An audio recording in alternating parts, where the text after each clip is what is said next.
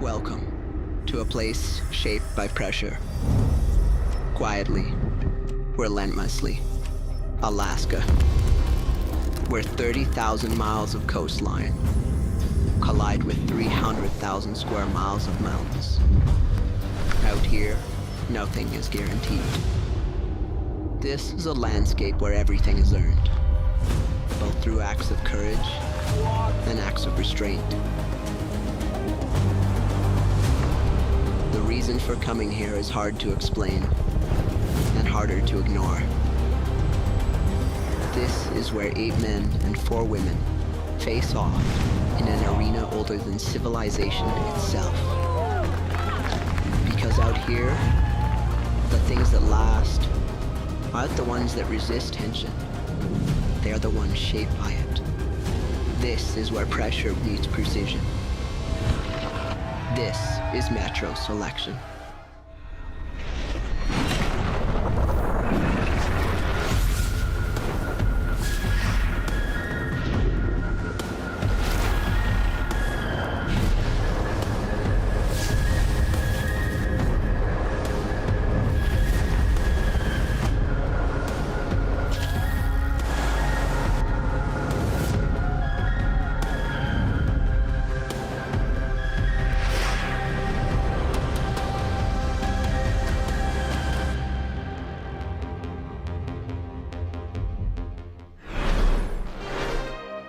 The wait is over. It's that time of year. We're heading north to Alaska, the last frontier, where 12 of the world's best skiers, film stars, freeride world champions, and Olympic medalists are going toe-to-toe for the most sought-after title in free skiing. Joining me in the booth, I have legends in their own right, Chris Brent-Chetler, Tonya Kvivik, and Mark Abmer. Back in the saddle, Tonya. You excited about this one? Oh, I'm so excited, and I'm even more excited to watch this show go down. What about you, Mark? Well, we have an incredibly stacked crew of skiers here. We're in Alaska, which is the pinnacle of backcountry skiing. So I think when you combine these skiers and these mountains, I'm very hopeful for progression in skiing today. Okay, what are you expecting, Chris? I'm expecting excitement. I think we are in for a real treat, and judging by that teaser, I saw some switch takeoffs, which I'm excited about. Okay, welcome to Natural Selection Ski. We have an incredible lineup of skiers, an immense venue, and plenty of action unfolding. This is a live watch party, so we've seen none of the action so far. The competition took place 10 days ago, but we're going to watch it alongside you. And on that note, a massive shout out to all of the Evo venues around North America who are hosting watch parties right now. Shout out to everyone who's in there. But if you're in Whistler, if you're in Park City, if you're in Denver, if you're in Tahoe, anywhere where there's an Evo store, get down there now and you can join in the party. You can watch all of this unfold with a community of your own. Now, if you're new to the natural selection universe, let's get you caught up with what's been going on. A couple of weeks ago in Revelstoke, we had the snow event. Go and watch that. It is arguably the best one to date. You need to catch up on that. Skiing goes down today, and then on May the 5th, we've got NST bike going down. But as we all know, at natural selection, Mother Nature is the main character, and there is no question she had her say in this event in Alaska. You know, NST coming up to Alaska every year, it's one of the best places in the whole world to pull off any sort of snowboard event or ski event. The scale of things up here is just so much bigger. This particular venue is extra special because in the early 2000s, I came up here with TGR and we allegedly opened this zone and we named it Spine Cell Research. It got abbreviated to Spine Cell. This is what we're looking for in Alaska. Crazy spines, features, all kinds of wild formations. We'll be headed to the start. Right, man, top of the venue. Oh my God, avalanche. What? Yeah, put it on the radio. Hey, avalanche below the heli. He's on top, he stopped. I'm gonna see 2 avalanche on the west aspect. Let's hold tight. Copy that. After multiple days of doing snow profiles, cornice cutting, and other safety checks, a ski cut executed by our lead guide on an adjacent slope triggered an avalanche. I want photos of that crown line, please. A facet layer above that crust, and it ran on that facet layer. Adrenaline's kind of set range. We are setting up a belay station so that Travis can go get on slope and do a little assessment. It's not reacting, but you know, you can see it's on a little crust, on top of the crust. All right, coming back up. Thank you. It's not bonded that well. You see a little grain in there? Yeah, I mean, need this thing to heal. Hold off on comp at this point.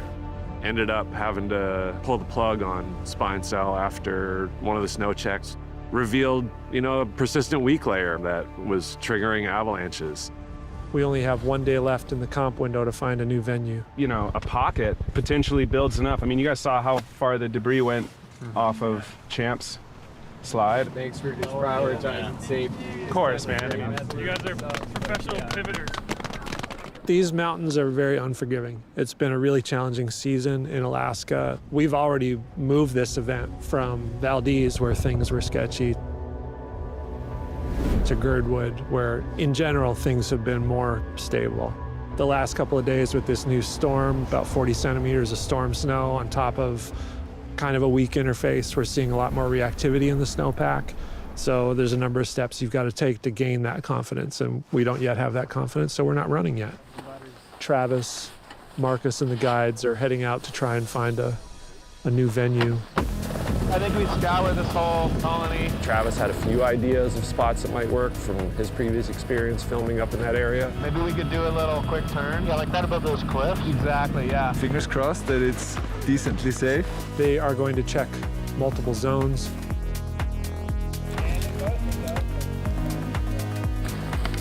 What's up with this snow? I just don't know if it's good enough snow for this guy to get the double front with the super lawn dart at the end. Quick turn and take a look at those windlass. Yeah, the one had so many more options. Actually looks pretty sick. The one I thought was maybe the most interesting was the one around the corner, because it's kind of got an even disbursement of those like bumps, more variability. That thing's an insane jump right there. When the mountains are saying, hey, avalanches are happening, you can't ride avalanche terrain, so you got to find something that's low angle, safe, fun. Snow quality's sick. Not too shabby, huh? Looks really good. Looks super fun. There could be some takeoffs. Stepped out, and it's basically a bit of a slopestyle course. It's a beauty.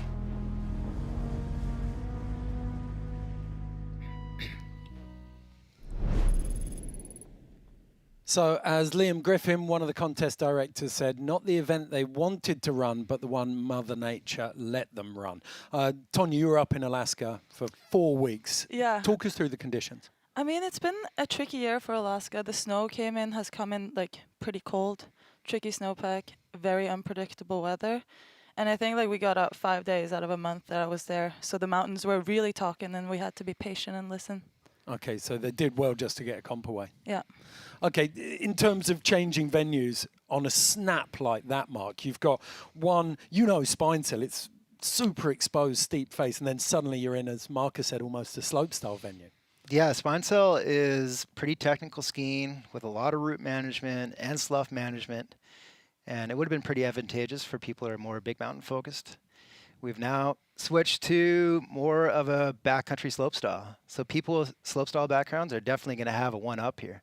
And what does that mean mentally, Chris? If you're locked into that big mountain and then suddenly you're like, okay, now I'm doing park. Yeah, I think it's a relief for a lot of people. The risk comes way down. The creativity probably goes up. As Mark was saying, when you're put into that spine cell venue, you're going to be more limited on the tricks you can perform. And so now the door is wide open, and there's so many little nuances and features and what I can see from what we just all witnessed. So I'm excited. Okay, alongside the four of us here in the studio, there are two other members of our team who are up on the mountain. Clark Fynes, the event producer, and the legend, Michelle Parker. We are here at the base of the venue, which we have changed because, as with Alaska, it always leaves you wanting more. We had an iconic film face picked out called Spine Cell here in Girdwood, and because of avalanche conditions, we've backed off that face. Natural selection is always about Mother Nature first, and she said no, as she does. So now we're here at this new venue, which features a ton of Freeride jump areas, a bunch of blind rollovers, a bunch of places for athletes to get super creative with their skiing. With natural selection, we also look for the well-rounded skier, the full spectrum of skiing. So we've gone from like a really, really wild technical face to more of this freeride face. And I think it's gonna showcase the athletes' abilities to adapt. They've been amazing with their attitudes. They're here, they're gonna give it their all. They're fired up, I'm fired up. They just went up in the heli and we're about to get the show started.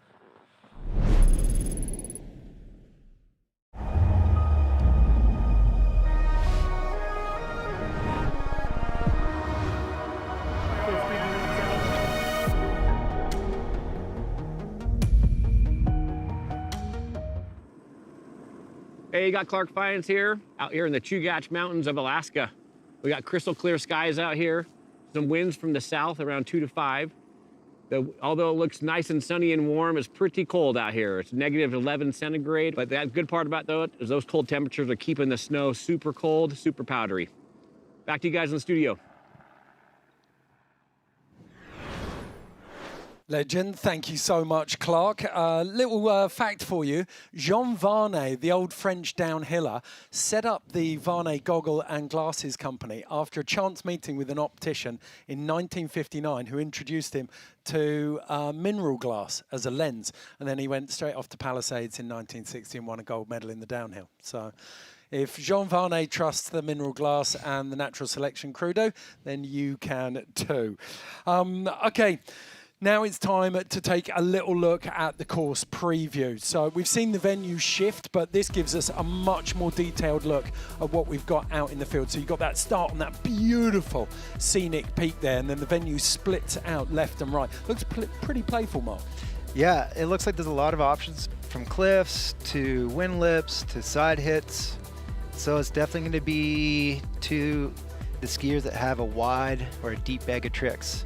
And it's going to allow them to be able to land switch, take off switch, spin right, left. It's going to be a lot of fun to watch. Yeah, and I mean, the landings are endless, and there's so much time in between features to reset, so you can go as big as you want, pretty much. I'm excited. I heard Marcus talk about stepping out takeoffs, but personally, I'm hoping we see a lot of natural takeoffs too. We've got those two huge benches there, haven't we? And it's almost like the risk factor is dialed right down, because this is what traditionally, if you went up to Alaska and as a paying client, this is what you'd be skiing. Yeah, 100%. This is like world-class heli skiing right there. Just big open field where you can let it go and just enjoy. And you can see them there, like you said, Chris, stepping out takeoffs. I mean, that's going to give them plenty of run up for some big moves. Yeah, I think there's so many talented riders here today that we're going to see some insane tricks, especially if they're grooming a little takeoff for themselves. It's going to be fun. Okay, shout out to GMC for that course preview. They thrive, just like the athletes, where the map starts to go dark. That's what we all want to see. And they've become the official vehicle partner for Natural Selection, and they've supplied Sierra AT4X trucks. So really looking forward to those. Now it's time to take a closer look at the way we break down the judging at Natural Selection. So this is the acronym CREDO, C-R-E-D-O. The EDO is execution difficulty and overall, pretty similar to most of the subjective judging criteria that you see. But then the first two, these are the key difference, creativity and risk. And I think we're going to see the creativity dialed up here, Mark. Yeah, I call this zone low stress, high fun. And when you're in a high fun state of mind, your creativity goes up. And there's just a bunch of unique features here, and I think people are going to be playing around. Okay, this is the format. So in the first rounds, we've got rid of the head-to-heads. Instead, we're going to see The skiers, the 8 men, broken into 2 sessions, and then they'll take 2 runs each. The person plays first after the first run goes straight into the final. Then the person who comes first in the second round goes straight through. So that means we have a 4-man final. In the women's, it's exactly the same, but it's on a single session. So you have 4 skiers start. Whoever's first after the first run goes straight into the final, and then whoever wins the second run goes to join them in that final. And then the finals for both men and women are 2 runs each, highest score counting. So now it's time to take a look at the brackets, and we talked about, Mark, you mentioned it, just how strong this lineup is. But in the women's, Tonya, I think it's going to be interesting. We've got 3 Freeride World Tour alumni in there, definitely leaning towards Big Mountain, and then the rookie, Hannah Epsteyn. Yeah, and all of these girls have a bag of tricks, and I mean, even though Hannah hasn't competed in the Freeride World Tour, she was the first woman to land a cork 7 in a comp. And I think now that we have like a more of a slopestyle course, I think she's going to do super well. Do you think that she's, with this pivot in the venue, she's gone from kind of an outside rookie, the winner of the Super Session, suddenly to one of the favourites? Yeah, for sure. I think it's anyone's game, but yeah, Hannah can for sure take the top spot. Okay, that one promises to be very exciting as it unfolds, but I mean, Mark, Chris, this is a ridiculous lineup. It's unbelievable. I'm excited. I mean, this first heat with Colby and Finn and Carl and Jonah, they're all some of my favorite riders. I just can't wait to see who's dropping first. Mark, looking at that, it's difficult to look past the skiers with the slopestyle backgrounds, though. Yeah, I mean, Colby's been to a couple Olympics. Marcus has been to the Olympics for slopestyle. Tanner's got, years of competition under his belt. Carl is just super unique and creative with his butters, so I think it's anybody's game out here. And I don't know, I have a hard time putting a favorite on one of these skiers because most of these people are my friends.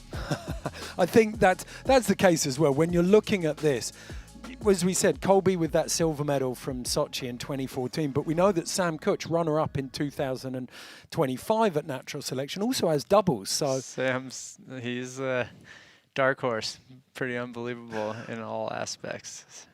Okay, well, alongside the prize money and the prizes that go out to first, second and third, we've also got the BOA Dialed In Awards today.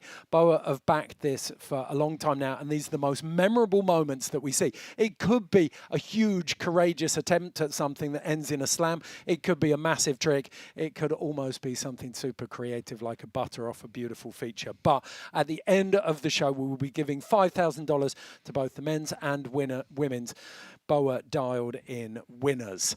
Now, a quick shout out as well to YETI, who've been a part of Natural Selection since the very beginning. They bought into Travis's vision of what this competition could be, and they've supported Natty Select from the start, more than 6 years deep now.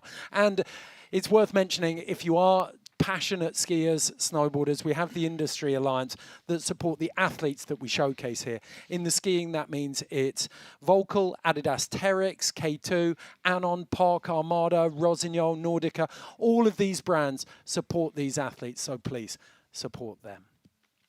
So we're going to take a quick break. When we come back, we'll be getting stuck in to the first round, first session. And we've got Colby Stevenson up first. Do not go anywhere. After all these years, we're still at it. Incredible. The cold, the wet, numbness and hunger. The road is still the road, leading to the next coast. The next cast. That is freaking cool! A string of plans and expectations, folding into the messiness of a life well lived. Snowboarding is probably my greatest excuse in life to pursue wild ideas. Your Natural Selection Tour champion, Travis Rice.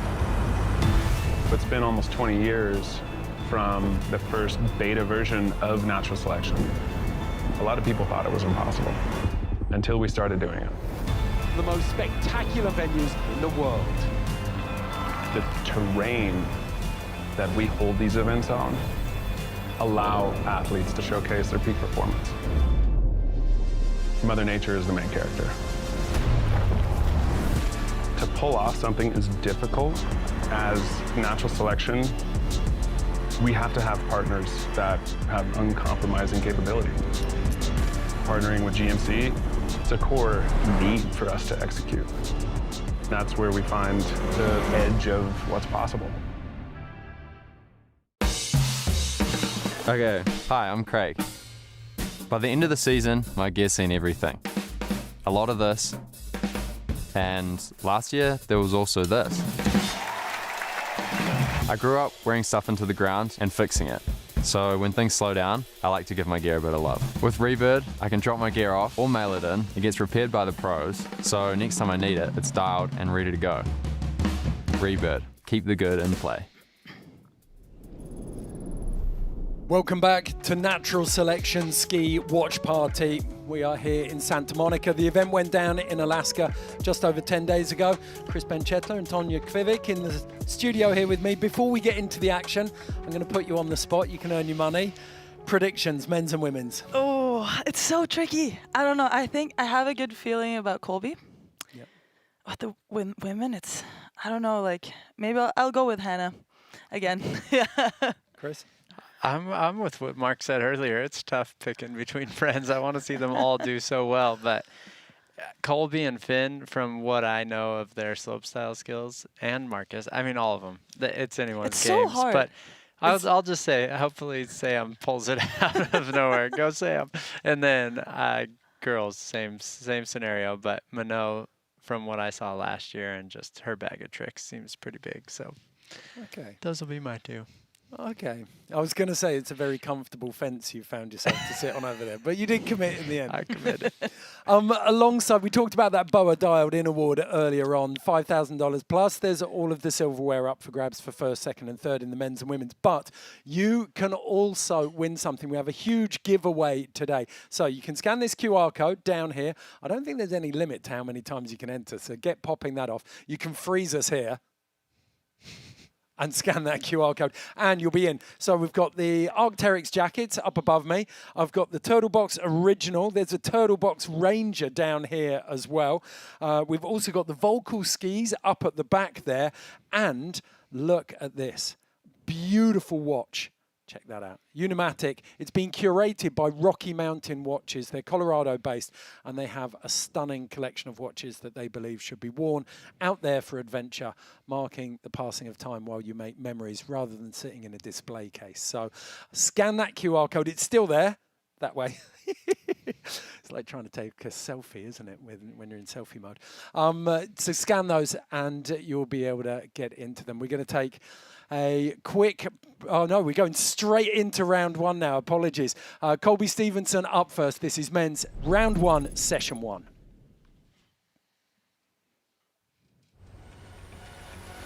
So back up to the top of this peak, Finn Billis, Carl Fosfed and Jonah Williams inside this heat, but it is the Olympic silver medalist in slopestyle from 2014, Colby Stevenson, who is going to kick it off on this face. And you two, you've been repping Colby pretty hard on this one. We're expecting big things. I think so. I mean, just his creativity, the butters we might see, just what I love, the switch skiing and some of the things I've seen him do. Show us how it's done, bro. 2026 YETI Natural Selection Ski Alaska. Colby dropping in 3, 2, 1.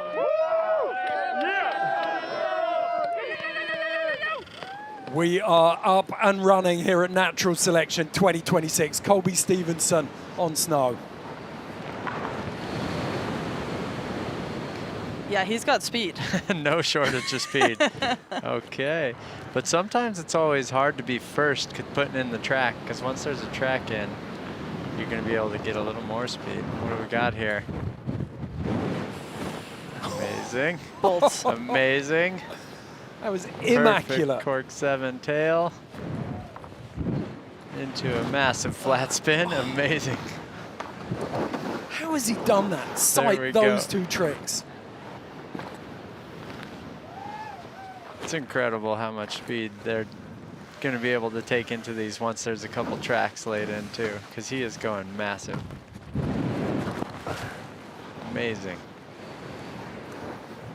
That is just glorious skiing, isn't it? I mean, this is exactly what we were expecting. Just a beautiful run, fast, And it's solid. always important to remember, he's making it look so easy, but when you don't know the speed and you don't know what you're doing, that was an incredible run. That was insane. Left and right flat 3 as well. I think, if I'm not mistaken, he may have done, you could be right actually, but we're gonna see in the replay right here. Perfect cork 7 tail, bolts. There you go, you were right. Unbelievable. Yep. To have that level of consistency, first sighting a run like that. Incredible, this 3, perfection. I think to open up a course like this is both fun and a bit nerve-wracking, and we're about to see some incredible things go down. Yeah, that. Nicely done, Colby. There you go. Go top has got all the athletes ready for some data. Hey guys, super fun and fast. Kind of punchy on the landings. Almost went over the bars on one. But just get your stomping legs ready. It's riding really well. Keep your speed for sure, like those flaps. You slow down a bit, but it's good. That was so fun. All right, Colby, you've been exuding good energy all day. I've just been watching you with a big smile on your face. How did it feel to kick it off and be the first athlete down the face? It was unreal, yeah. I mean, just looking at the face and how playful it was, and definitely not what we came up here to do, but something that you always fly by on a heli trip and you're like, that would be so fun, but you're always going to like these big peaks. And yeah, I mean, it's sick. There's just, you can catch so much air, tons of trick opportunity. I'm stoked to get a feel for it now, and I think everybody's gonna feel the same way after one lap. Like, just get familiarized with how much air you have and throw down some more tricks. Yeah, it's unreal. I love it. Congrats on stomping the first run and opening up the venue. That's a big deal. Thanks, super stoked. Thanks for pulling it off. Everybody, Natural Selection's insane. It's the best. So, massive statement there from Colby Stevenson first run. I mean, it is incredible. I think it's important to recognize the pivot that was made and just, let's wait for that score. 84. So Sage Catebriga Elosa, Greta Eliasson, and Dion Newport in the judges' booth. Really like that. For a first run, that's a pretty big score, I'd say. Yeah, that's setting a standard for sure. Quite the crew of judges there, too. Yeah. Sage is no stranger to some big flat spins. Unbelievable. Talk about panel of your peers. Yeah. Okay, so next up, we have Jonah Williams. Jonah came through the super sessions that were held in Palisades earlier on in the year, and that was a stacked field in itself. The guy out of Ogden, Utah, 30 years old. Jonah's another favorite. He has some really cool style. He really does. Quite creative. Yeah. Okay, before we drop into his run, let's go and take a look at some of the highlights from that super session in Palisades. Psyched, nervous, all the feelings, just go skiing. NST now, including skiers, is just so sick. I feel like they're gonna push me to my limit. Oh my God! Super fun, like lots of things to hit, lots of options.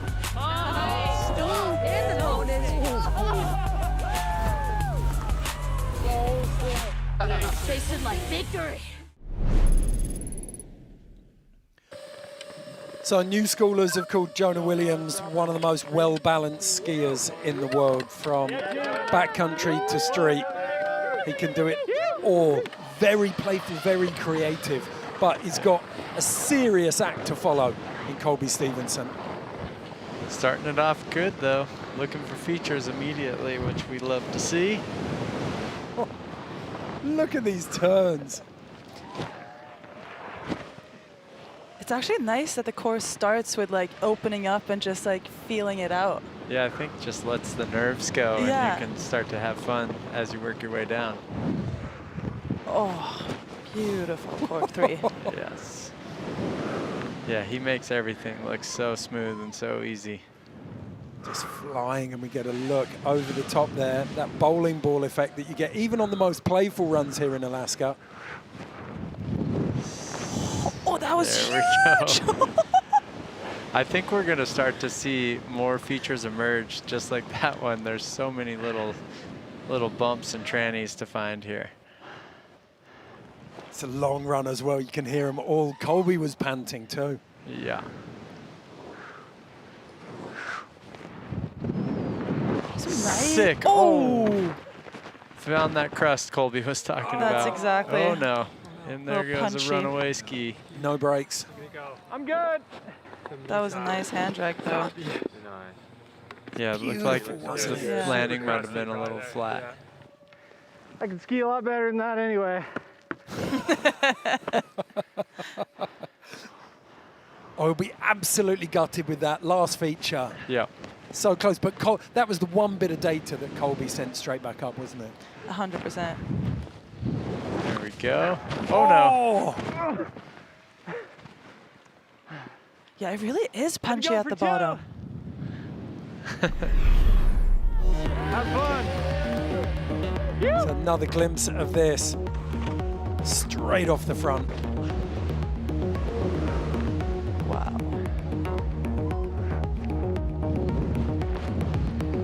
It's in that huge drop off that you saw. Because I think that angle flattened it a little bit. Yeah. It was a lot of distance traveled. It's always tricky in Alaska too, because everything, even the small stuff, just ends up being so much bigger than you think. Absolutely. Yeah. Okay, so Colby Stevenson with that 84.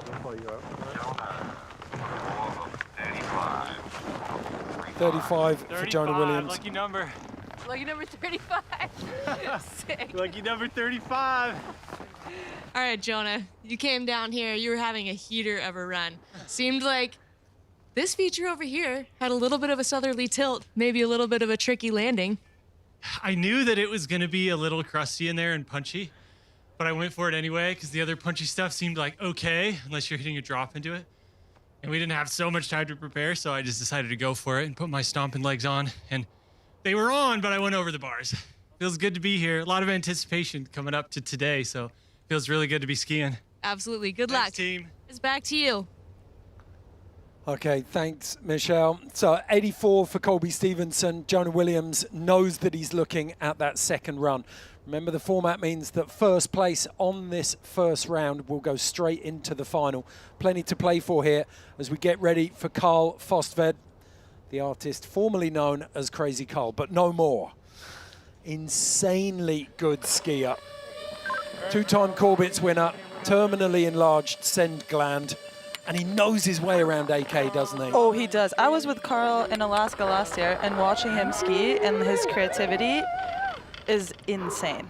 Yeah. And yeah, also like his butters and the way that he looks at features is like something that I've never seen from anyone before. So I was going to second that. His butters are some of my favorite, and even buttering out of landings. And yeah, some really exactly. creative things. Speed starting to come on that first jump as they're tracking through as well. Opening up a new jump here. Ooh. Oh, so close.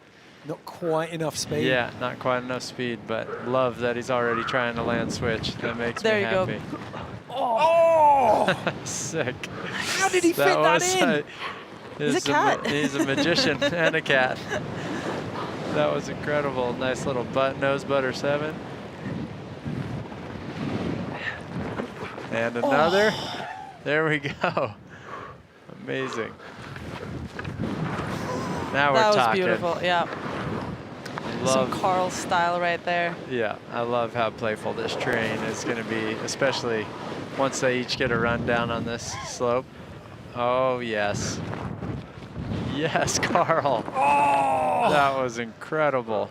Switch takeoffs in powder on skis because of your independent suspension, and those skis moving differently is never easy. That was amazing.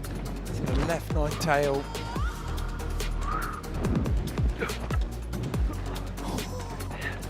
And he found so many hits. He sure did. Really good line through that, making the most. It's almost a double, isn't it?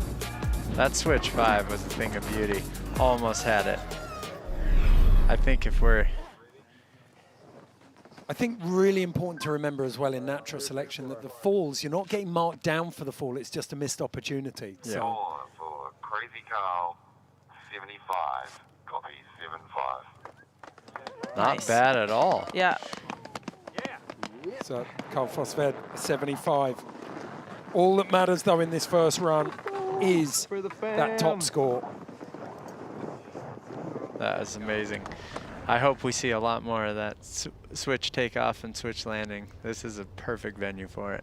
Well, with 2 jumps scratched, that they must have worked so hard for him to still bank a 75 there. Okay, next up in the start gate, 4th and final skier in this first round, it is Finn Billis out of Wanaka in New Zealand. He's done it all on skis, from the Olympics through to the Freeride World Tour. And he is one of the official ambassadors of our next to skin base layer, Mons Royale. I like to call them the business class of fabrics. They make everything, almost everything, out of merino wool.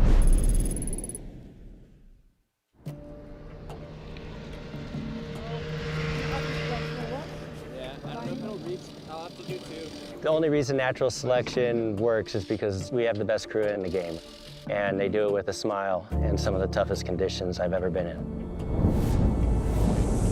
Sometimes you're working up on the ridge top, you're super exposed, it's nuking, it's windy, and then you're down the bottom, it's a completely different climate. Having gear that allows you to work in all those different conditions is key to like surviving. Your layering matters, like what's next to skin. Having merino wool is so important. If you don't have the right gear, you're gonna freeze. Can we do another take? For an athlete, you know, they're out here performing. Round 1, baby, let's go. The elements in Alaska are pretty unforgiving and they change quickly. Coming from New Zealand, we have a similar, very maritime climate, and so you kind of got to be mentally prepared for anything around here. And for someone like me, I don't like to ride in like a lot of bulky layering, and so having those like thin merino layers and then your jacket over the top is pretty essential for me. As Travis would say, get the plastic off the people.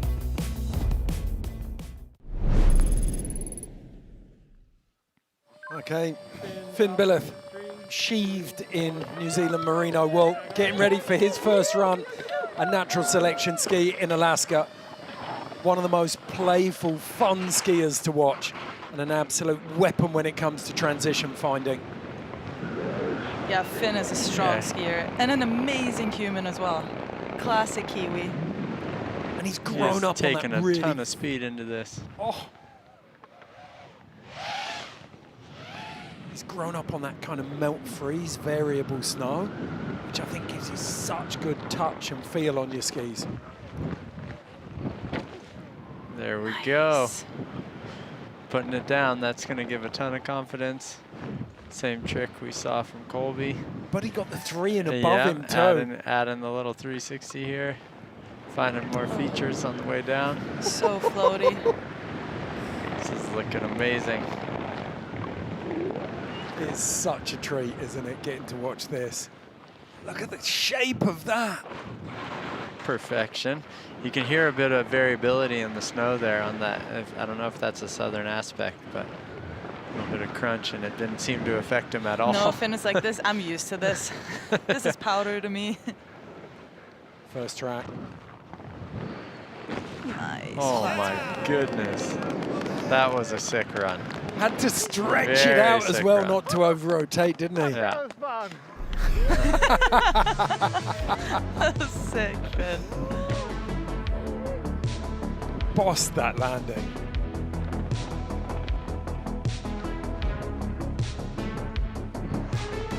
Okay, this is going to be close. I mean, he maybe didn't have the middle point of the run, didn't have those same centerpieces, but he found some beautiful bits of terrain. And just the execution, his style was on point. Grabs when he wanted them, and just so floaty and looking really good. I mean, there was not a single landing where it looked like he was out of control. It was just bolts. Yeah. Okay, so 84 the score to beat. Sorry, Sage and crew. This is going to be a tough contest to judge. Already delivering, and we're only 3 runs in. Yeah. Oh. 90 points for Finn Billis. Yeah. That is a huge score. Finn! Holy shit. I don't know if I'm allowed to say that, but you just moved into the top spot for heat number 1. How's it feel? Feels incredible. I feel like, it's been kind of a long week thinking about skiing, and so nice to finally put the skis on the snow and put down the first run in a actually really fun face. Snow was better than I thought it was going to be, so I had a blast and stoked to be here with all these incredible riders. That was a standout run, but one thing that has stood out to me this entire week is your attitude and your approach to everything. I think that carries so far into your skiing. It looked like you were just having a blast. Thank you. Yeah, I have been having a blast, so it's easy to make it look that way. Been such a cool week with everyone, and just feel like I'm learning a lot and feel lucky to be here in the presence of so many of my favorite skiers. So it's been so epic. Thank you. Me too. Good job. Congrats. Cheers. What a guy. Classic humble What is Kiwi. in the water down there in New Zealand? You guys, there's some talent floating around down there. Okay, so Finn Billis will now advance to the final. He takes that spot, and the 3 remaining riders, Colby Stevenson, Carl Fosfed, and Jonah Williams, will go into round 2. We're going to keep the action flowing, though. We have the women's round 1 coming up now.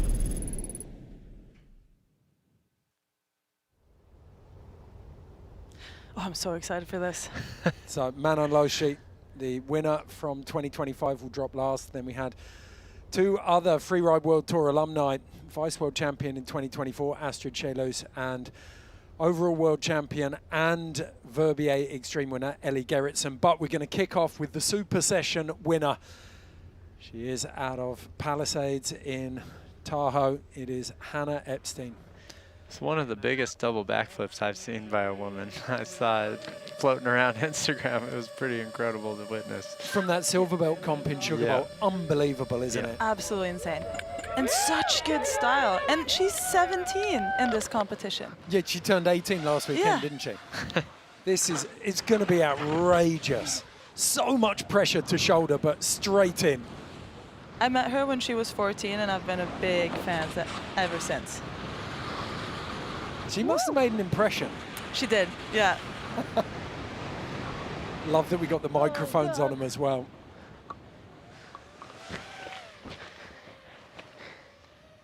I think once we get over that first bench is when the business happens. Oh, incredible. Massive oh no! She was past a lot of the men's tracks on that one. Yeah. She went massive. I think it was only Finn who'd gone bigger than her there. So close. Just pointed it. That was really good. Keeping it flowing, shaking it off. There's that cross that you heard again.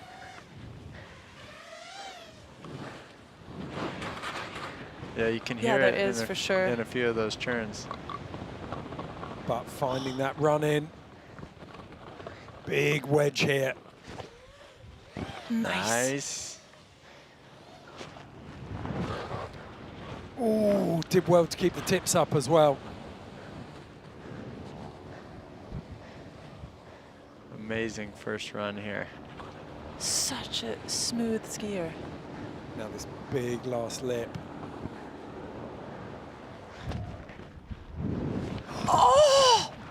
Going huge. Both skis. Oh no. Was sick. Runaway skis. She went so That was massive. deep. And it looked like she checked quite a lot on the Yeah. way into that, didn't it? Oh. I think now that she's got those jitters out, we're going to see some pretty incredible moves from her. Crushed it. I just love seeing the women be able to send it this year, too. That was pretty fun until the last one when I double ejected. That's okay. You came down. The top looked amazing. I can't wait for your second run. I'm biased. I couldn't see the top, but I was like on the edge of my seat. On a 360 too. It's really punchy snow. Real punchy, but it was so much fun. Yeah, you still have a smile on your face. You're still hyped.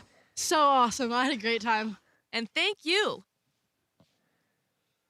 Okay, so score coming in. All right, go for score. Score for Hannah is 25. Copy 2-5. Sounds about right.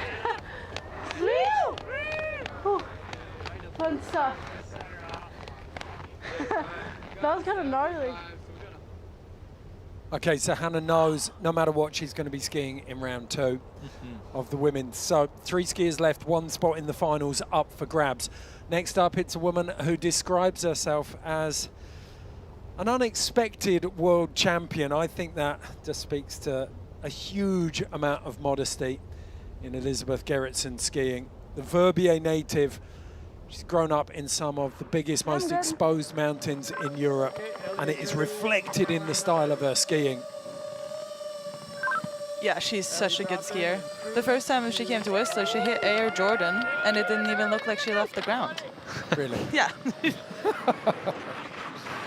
Okay, 2021 Verbier and overall freeride world champion on the snow and looking very at home straight away.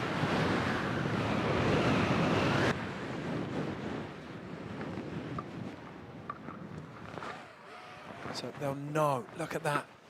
And she's one of the lightest, smallest skiers out there, so that inertia is, it does make a difference on that first apron. She pretty much wasn't doing any turns down there either, so that kind of speaks for itself. You know, she could end up in the same, she's gone slowly there, she'll just pin it now into this first one.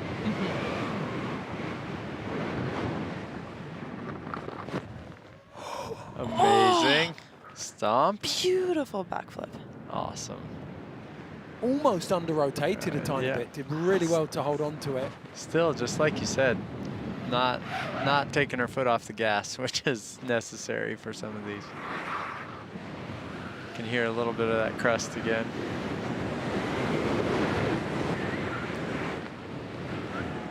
Saw a tiny grab there as well. Her weight just shifted forward for a second, didn't it? Yep. So that's where Finn hit, was it? I believe so, on that far left side. Oh, that's Colby's track. Yeah, Colby's track right there. So smooth. Yeah, As such a a double. strong skier. So this final lip approaching at pace in front of her. Ellie Gerritzen. Oh, gets the stomping legs on and holds it. Nice. Sick. Done. I was gonna say that last hit looks like it's gonna be hard for all of them to just power through that landing. It looks a little flat. Amazing backflip And it there. looks like it's easy to go very big on it. Yeah. It just looks a little flat down there, so I think a lot of them are going to be feeling it.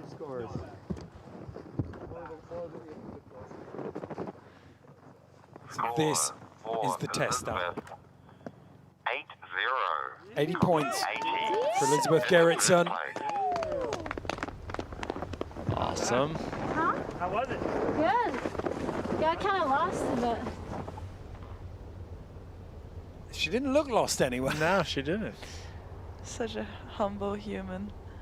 Okay, so Ellie Gerritzen leading this first round in the women's, but you've got the 2024 Freeride World Tour vice champion in Astrid Cheylis and then the 2025 Natural Selection Ski champion in Manon Loschi. Still to drop here. Both of these women are extremely talented. I'm excited to see what they throw down. Yeah, I'm so excited to see this. Astrid was actually also just in Alaska. She's been in Alaska for a while. And just 22 years old. So, I love her skiing. Super rowdy, really powerful skiing. Straight into the gnaw. That was a cool way to hit that top part. So fast. I know, it's incredible how much speed they're carrying and still just losing it all in this first feature here. Yeah, she wasn't messing around. She'd seen Ellie get stuck on the trump of shame. Come on, Astrid.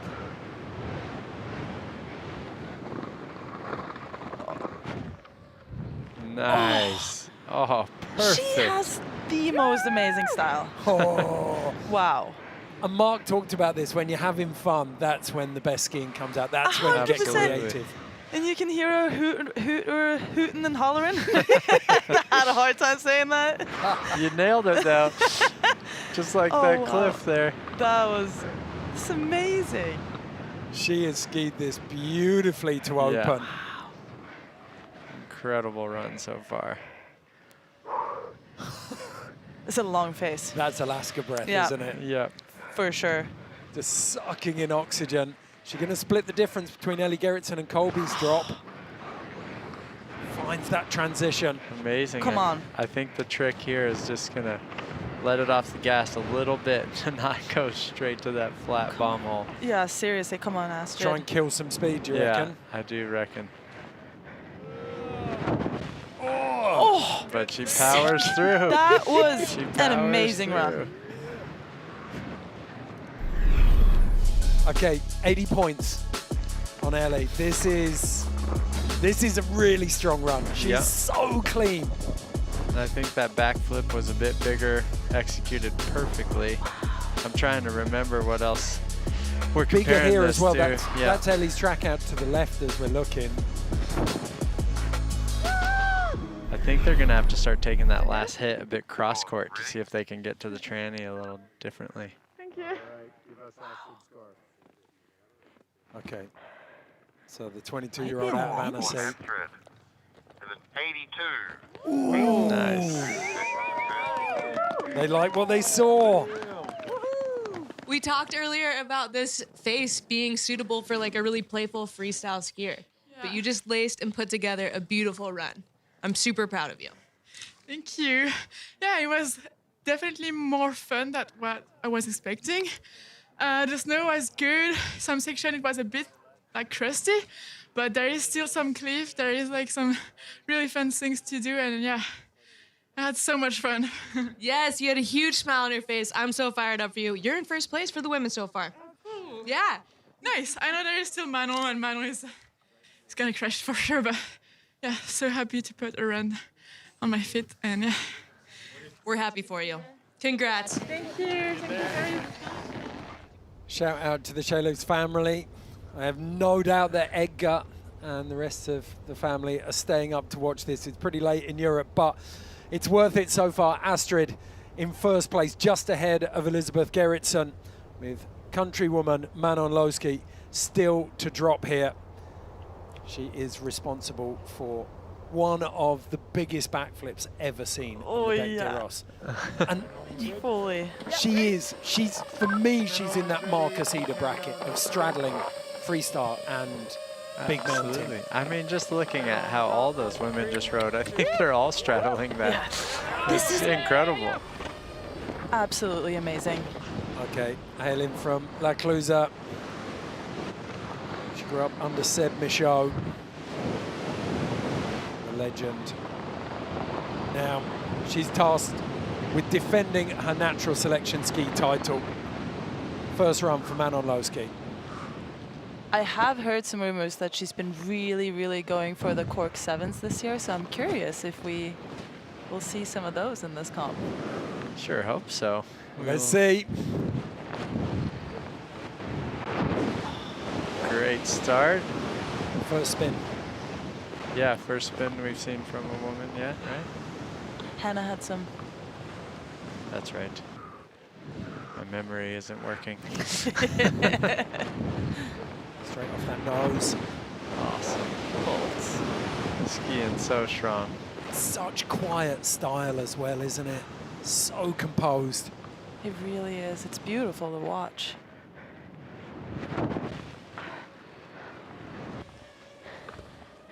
I reckon she's saving the backy for the last hit then. A little bit of crust to deal with there.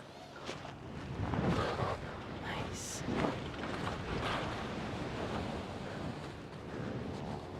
Oh, what a turn. I know. Gotta love a good surf turn in there. Great angle of that lip as well. There we go. Nice. Great Beautiful first run. Beautiful run from Manon Loschi. I love that the only thing we heard on her microphone was, oh. She landed on that last, went a little bit long. That was amazing. 2 360s, some nice surfy turns, and some cliffs.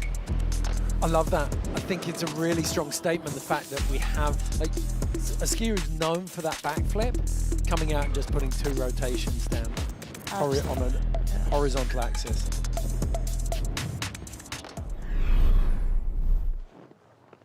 Is it an 83 though? I don't know. All right, if clear it for is. score. That backflip was pretty big by Astrid. Yeah. 85. There's been proven wrong. Got an 85. 2025 reigning champion right here. We're moving into the final round, just like last year. What was your approach to this face?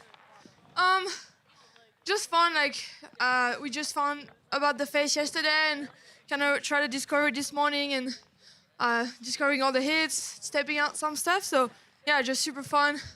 It was like quick scope and stuff and super fun. Just moving. The snow was super soft and pretty hard with the speed though. Like, couldn't go as big as I wanted to, but it was super fun.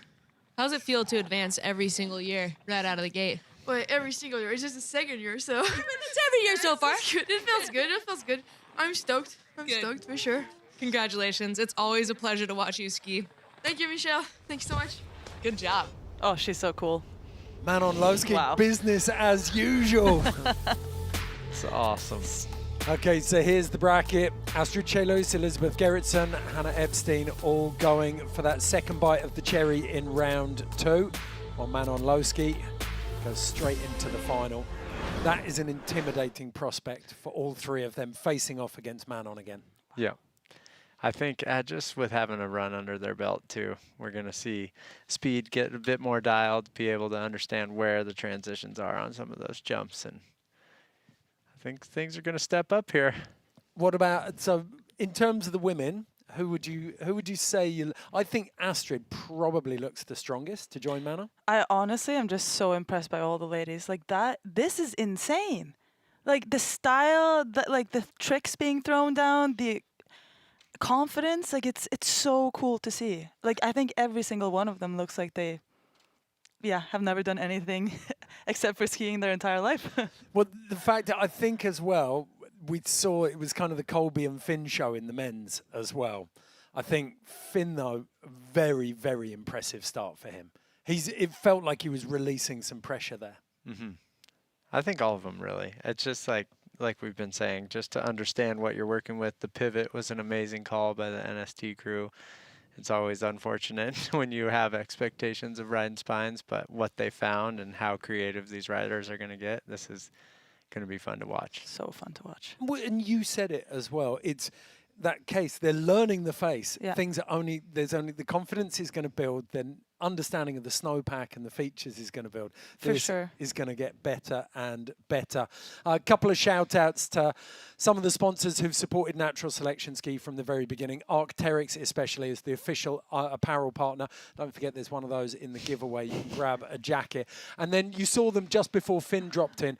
Our official base layer partner, Mons Royale, out of Wanaka in New Zealand. They use merino wool, which regulates your temperature, is warm even when wet, and best of all, it doesn't smell when you wear it. You just air it each evening. You don't have to wash it every day. I love that stuff.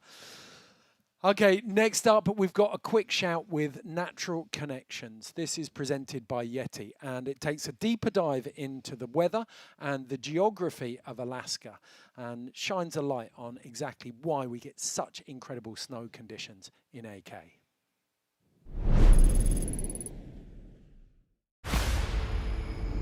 Alaska's Chugach Mountains sit at a meeting point of ocean and ice. Moisture from the Gulf of Alaska is pushed inland by prevailing storms. As that air rises over the mountains, it cools rapidly, releasing consistent high-volume snowfall. This process, known as orographic lift, can produce some of the deepest snowpacks on Earth. These mountains are geologically young, still being shaped by tectonic activity along the Pacific Plate. The result is sharp vertical relief, long spines, steep faces, and complex terrain that funnels snow into defined lines. Maritime snow has a higher water content than continental ranges. That added density allows it to bond faster and more cohesively, allowing it to stick at steeper angles. However, sometimes it doesn't.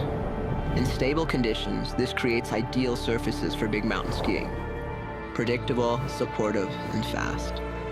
But when instability builds, that same system produces avalanches that can carry devastating consequences. Out here, skiing isn't just about the line choice. It's about understanding the forces that build it.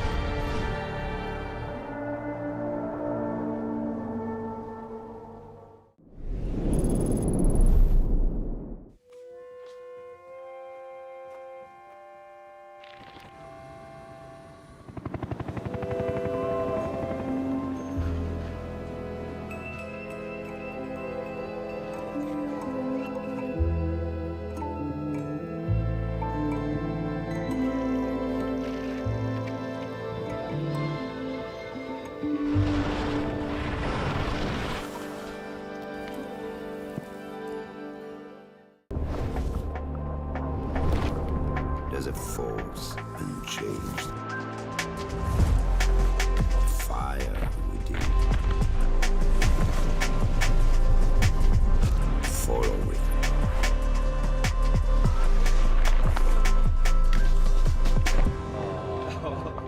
The continuum.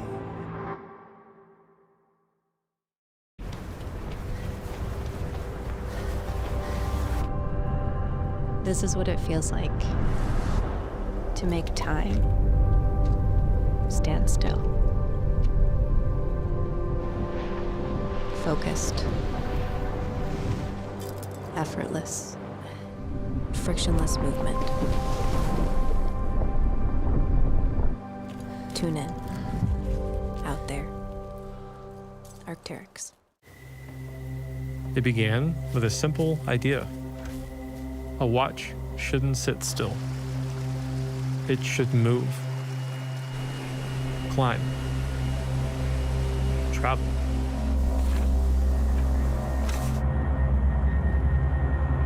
It should live on your wrist. Rocky Mountain watches, meant to be worn. Welcome back to Natural Selection Ski. This is the Watch Party live. We're watching all of the action as it unfolded in Alaska just over 10 days ago. We've just seen round one of the men's and round one of the women's. Now we've got round one of the second session of men coming up. Mark Abmer back in the studio with Chris Benchetler, myself.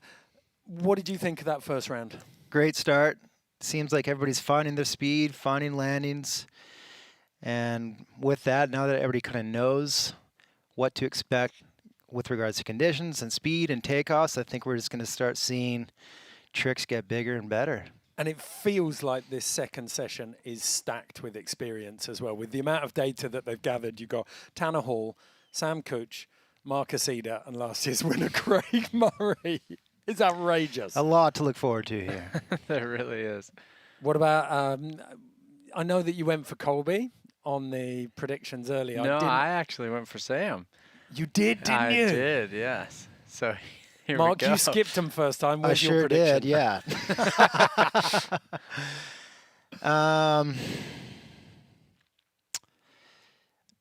I really enjoy watching Marcus's skiing.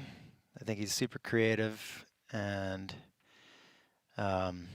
yeah, he's just got an ability to do doubles, a variety of doubles. So I've got high expectations to see some of that from him. Fantastic. Okay. I'm stoked for Tanner to be up there too. I'm True excited that. to see what Yeah, he throws Tanner, let's down. go, buddy. Yeah, still going.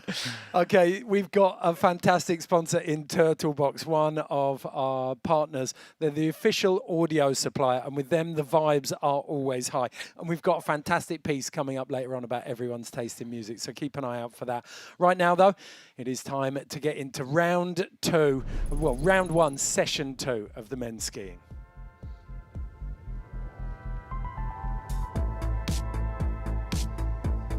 Okay, so here it comes. It is runner-up from last year and Chris Benchetler's shout, Sam Kutch. The ski icon, Tanner Hall. We've got Marcus Eder in there, semi-finalist from last year, and then last year's winner, Craig Murray, is going to kick us off.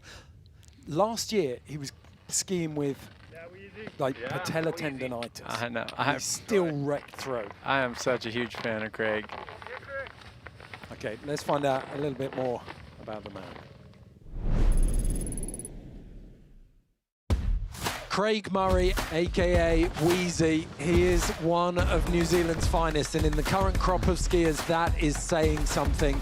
Your 2025 YETI Natural Selection Ski winner, Craig Murray.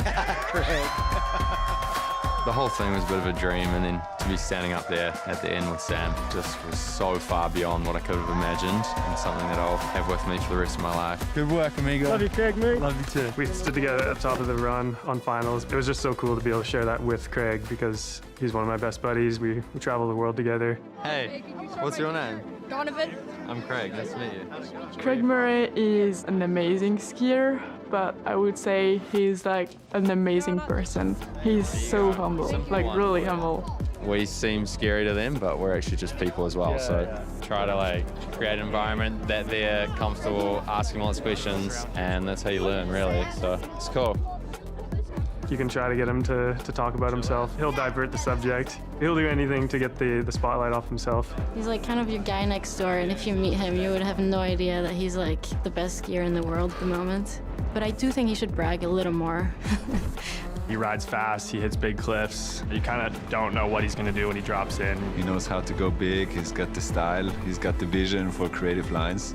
The field is so incredible. Everybody is the best in the world in their own discipline or style. So to be here with them is amazing, and it's anybody's event. You know, nothing matters from last year or previous history. Anybody could put down the run of their life.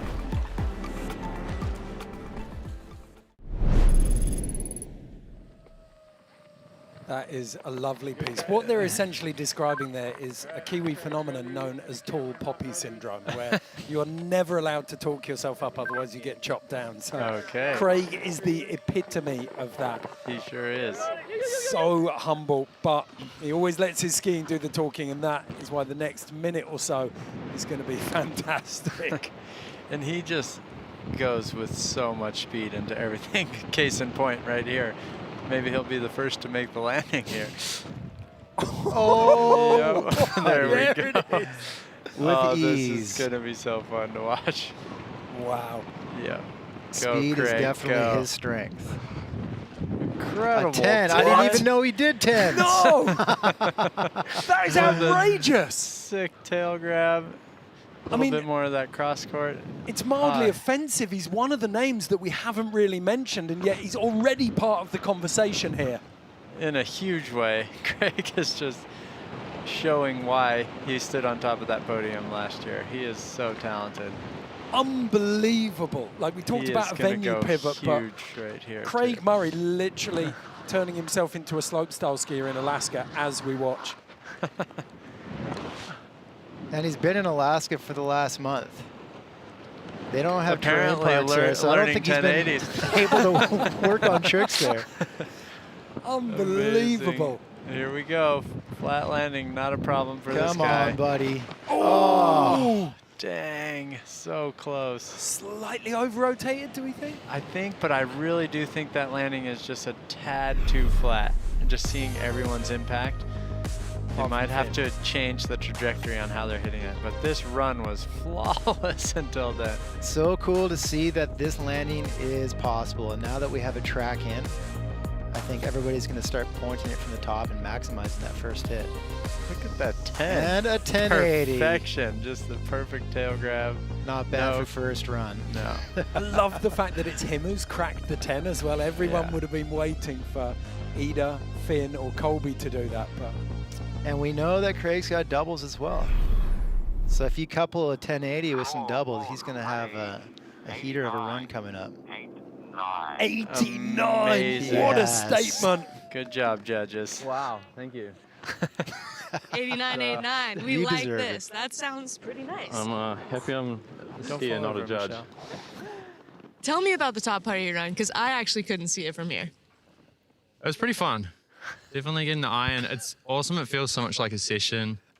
You know, we came in this morning and just, okay, how can we enhance the course to be the most fun to ride all together? And it's fun. There's a lot of hits.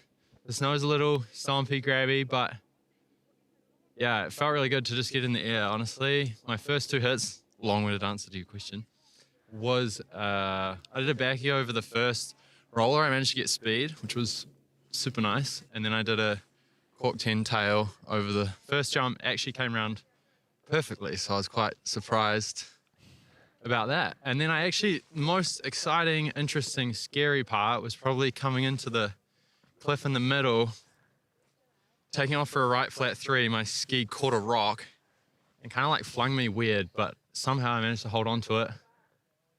So now I get to watch an amazing show. This is going to be good, I'll tell you that. that was good. Thank you for opening it Lots up for going us, on Craig. That was fantastic. Was amazing. Like full breakdown. If skiing's a science, Craig Murray is the professor. 89 to kick us off. Sage Cadabriga Alosa, Greta Eliasson and Dion Newport punching out a big, big score for the first man in round 1, session 2. Top score out of this will advance to the 4-man final. So next in, Markus Eder. What a guy. Straight out of Bruneck in South Tyrol. It's an autonomous German-speaking province tucked up against the Austrian border. I'm excited. This guy is so creative. The butters, the tricks. You're going to see something special. He wants this speed as well. He's seen what Craig did from here. Yeah. Listen So to the wind. fast. Jacket's flapping. Jacket's flapping. That's a good sign. Hopefully they waxed. Bringing it around. Nice. So committed. Not afraid of the speed. Oh my gosh, no turn. Oh, here's a there we double. go. To bolts, like it ain't no thing. Where is he going now? Oh my goodness, just why turn when you can go straight down the whole slope? This is amazing. And now that we have tracks, people can actually carry speed across the flats, which is really cool. You could almost see him hunting for his line and his position there, couldn't you? A little bit of this blind roll. Perfect. Just Wow. soaking up that lip so that he met the transition. And it's important to remember, this is first run of the day. They're just getting their legs warmed up. Nothing like good sighting. Come man. on. Come on. There we go. Oh, skiing out of Powered it. through. Way to go. Great That first was run. a hell of a run. I think in the context of that landing, that was about as solid as we see as well. Yeah. So. I mean, there wasn't a lot he could do to improve.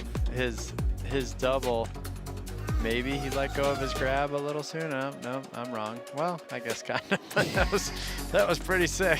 Oh, wait, did you appear to have split a hair there? Yeah, exactly. I'm like, what did he do wrong? Well, I not love a lot. that. The way he measured that takeoff. Yeah. And yeah, you can see how flat this landing is from that last angle there. I wonder if there's It a almost looks like there is a bit of a Tranny. roll if you go another 10 All right, feet. There we go. Which Yeah, you either need to go 10 feet or 70 feet. yeah. 94. Oh! That makes sense. Yep, way to go. Huge first score. Okay. 94. Yes, Marcus, congrats. That's awesome. Michelle's like, tell me what What's the happened up vibe there. like up top right now? Everyone is fired up. This is such a absolutely different phase that we all were planning on. And there's long flats in between where you gotta go like super fast as you can. It's just super different, and it's so cool to see how this crew can throw down on this phase as well. It's yeah, so good to be here with everyone. I agree. One of my favorite parts of today is watching everyone's creative take on this face. And you were selected by the athletes to come out and find this face amidst the avalanche conditions. Job well done. Thank you. Appreciate it. It was a pleasure to be nominated, to come out. Congrats on your run. Let's go for round 2. Thanks, Michelle. Well, at the moment, Michelle, Marcus doesn't have to go for round 2. He's straight through to the finals. Yeah. But, so Craig Murray with an 89, Marcus Eder with a 94, and look at the names still to drop. Sam Kutch and the one and only, a true icon of free skiing. Tanner Hall is about to drop in. This man has dominated big air, slopestyle, half pipe. He's got 7 X Games gold medals to his name. He's been on the Freeride World Tour. He's had a 2nd place in big mountain skiing in Japan at his first ever Freeride event. And then he's got film parts for days. Now he adds natural selection to that incredible resume. And I might want to add, film parts for years. He started filming with Poor Boys back in 1998. And he's been producing segments every year, and he's still out here charging and pushing his skiing every year. I'm really excited to see what he's got. Yeah, just not afraid.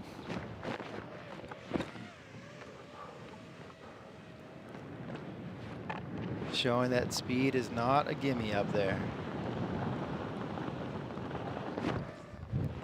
Yes. Sick. Stomp. Yeah, brother. Just getting warmed up.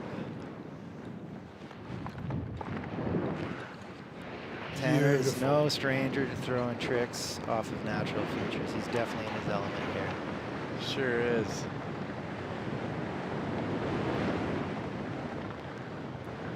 He's got that signature DNA in his skiing. It's instantly recognizable. Into the crust. Oh. And he knew it from takeoff. Yeah, done. That is tricky snow over there.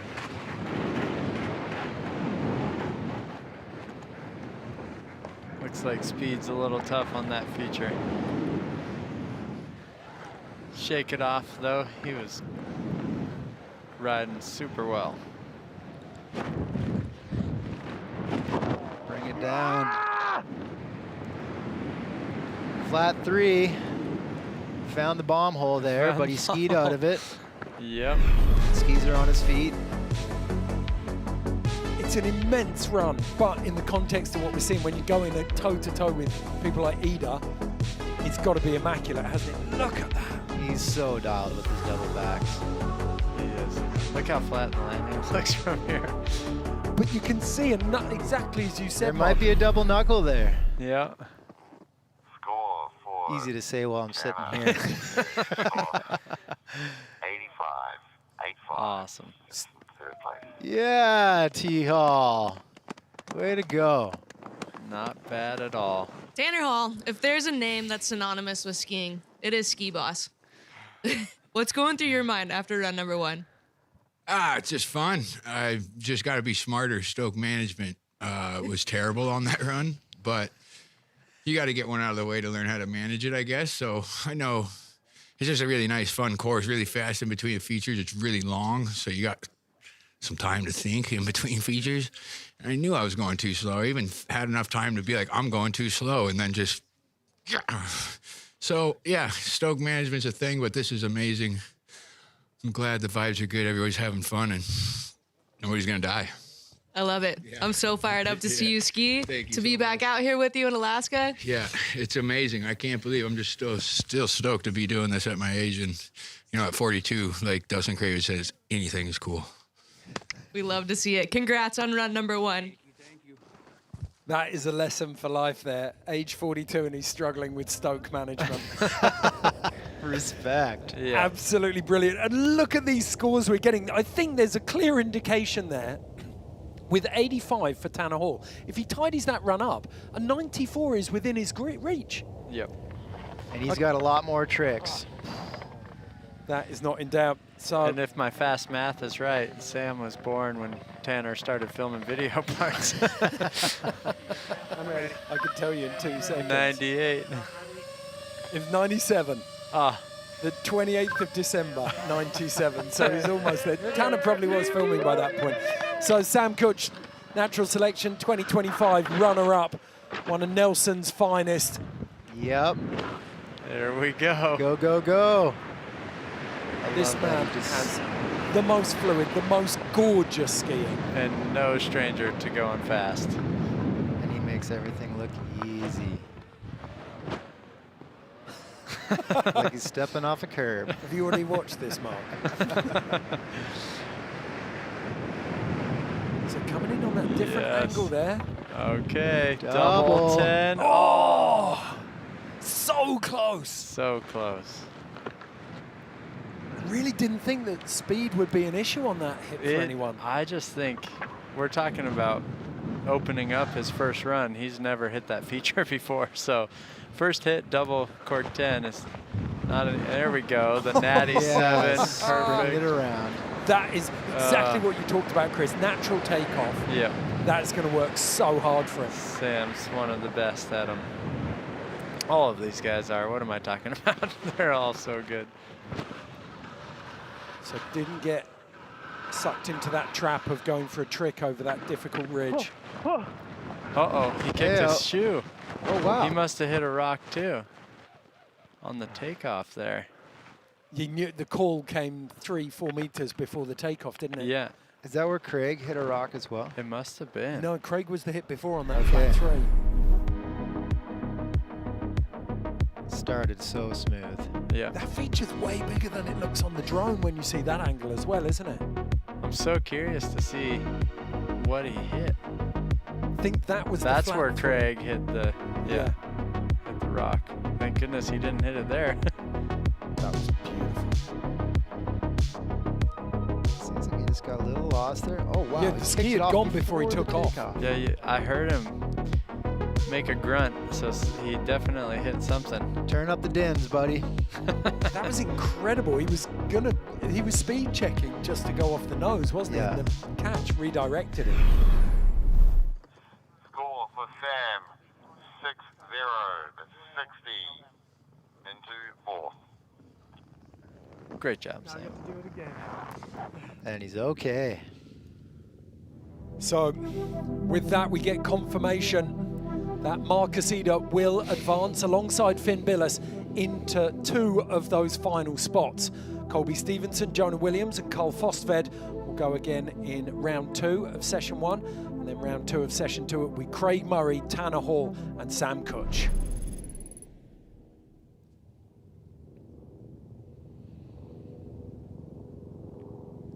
So straight back up to the top. And it's Colby Stevenson who's going to drop first. Jonah Williams, Carl Forstved watching. They'll have seen Craig, Tanner, Marcus and Sam come down. So they'll have a little bit more beta on what's out there waiting for them. Colby Stevenson, you know, we can expect so much from this. Man. Colby drop is 3, 2, 1. Let's go. He had arguably the hardest task opening this up. Oh, absolutely. First round. And he just still put down a big score. Yeah, putting the tracks where they needed to be to hit the landings. Like, it looks easy, but it never is. It's so hard to hit features naturally from afar. Yep. It's hard to know if the jump's going to be 20 feet or 60 feet. So what he did on his first run was phenomenal.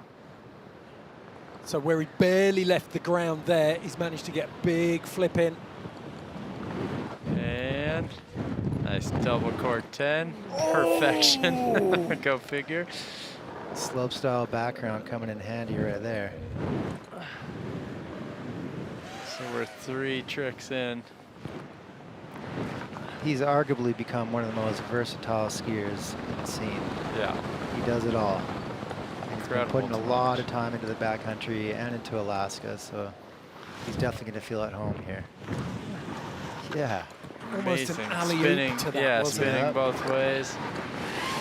Clothes flapping in the wind, no problem for him.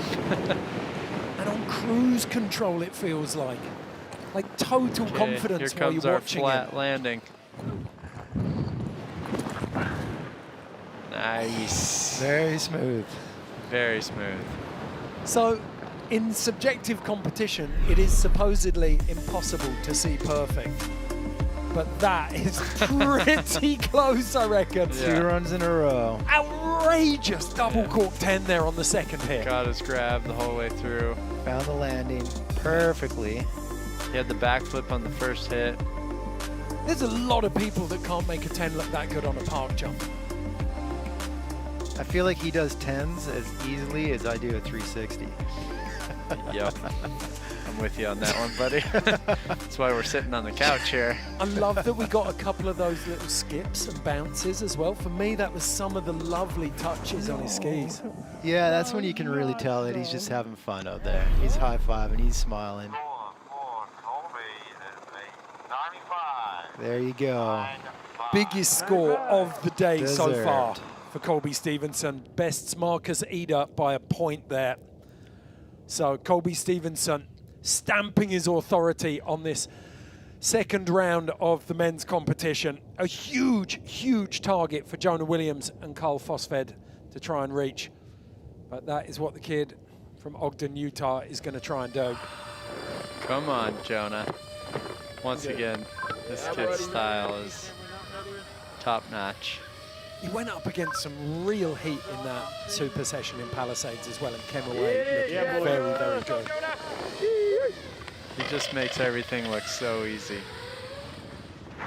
Yeah, and Palisades were not easy conditions, and he proved that he can power through firm, challenging, choppy conditions and still throw tricks, so this should be pretty comfortable for him. Although I'm not sure if he's got Alaska experience yet. He's got experience going fast. No big deal. No big deal. Let's go, I'm playing. Sick. Oh, love that trick. Oh, me too. Absolutely stunning.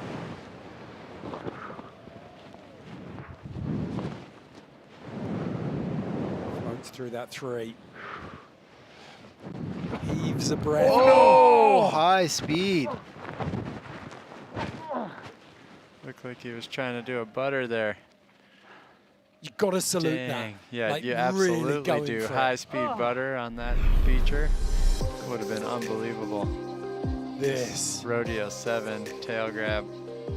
Oh, you can see Perfect. the tail bounce off his hand. I love that reverberation. Just leading Really with the capped head it. floating through the spin. Right to the That's tranny. beautiful. Nice little 3.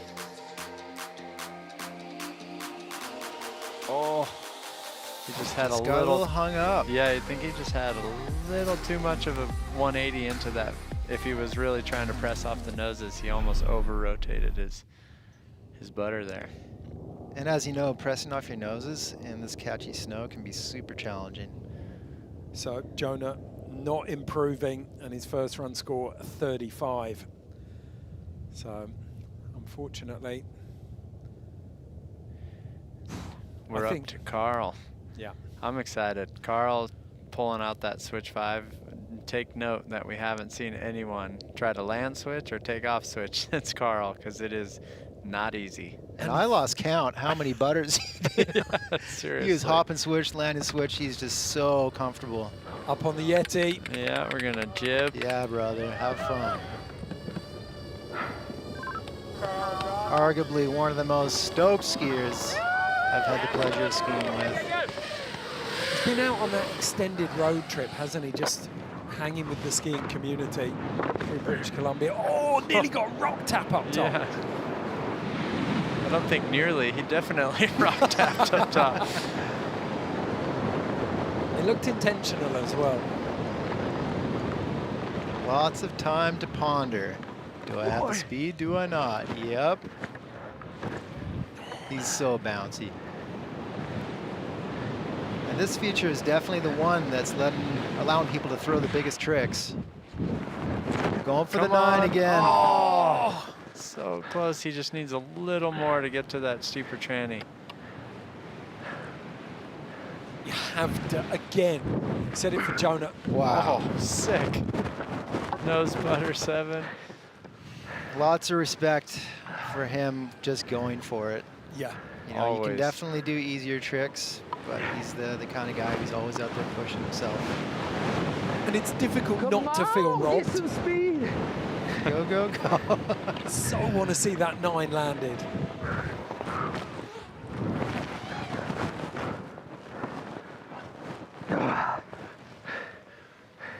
But yeah, definitely challenging snow to land switch in. I think especially where he was trying that 9, we've heard the crust up there. We saw Colby nearly go over the bars on it in his first run, so.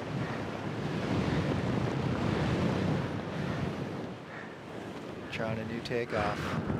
180, there you go. Made it look so easy that time. Love it. Nice, Carl. Yeah, difficult not to feel robbed by this. It's a case of what could have been. If he'd have put this down, it definitely. Yeah. There's that rock tap.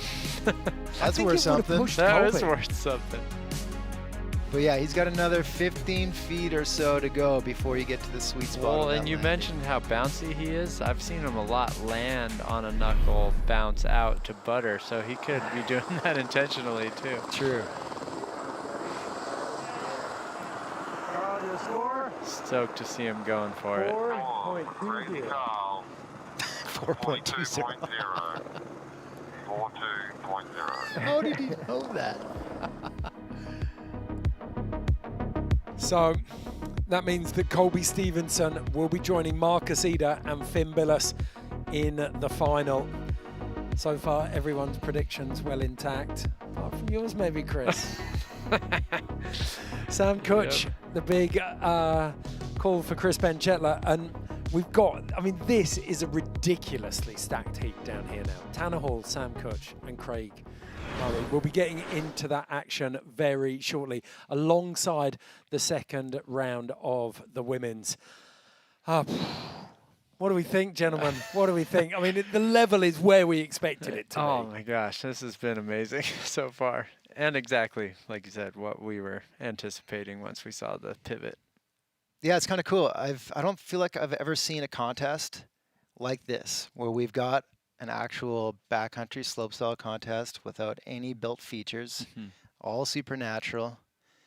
You know, we've had backcountry contests with built features, and we've had, you know, Freeride World Tour type contests, but nothing quite in between. So I think it's really unique that we have this opportunity to see these skiers exercise their skills on a completely unique venue. I mean, what's incredible as well, we got a note through from Dion Newport. The judges are doing this without any replays. There's 3 of them, and I know that Greta's watching the scenic drone and Sage is watching the FPV drone. Dion's got a set of binoculars out, but there's very, very technical freestyle skiing going down in not major terrain of consequence, but still terrain of consequence. That's of course. So difficult to do. And now we're seeing degree of difficulty just with bigger tricks being thrown. We've got double cork 10s, we've got double backs, and I think that was just to kick it off. Some of that our we're just riders- getting going here, you know. So the guys are and women are just starting to find their legs and find their air awareness and figure out the speed. So we are just getting started. Do you reckon the judges had the brown paper bags out when Craig Murray landed at 1080? I am so happy to be sitting here and not judging. This is amazing to see so far. Yeah, he would have been one of the skiers they were hoping for a little bit of respite from, but it wasn't to be.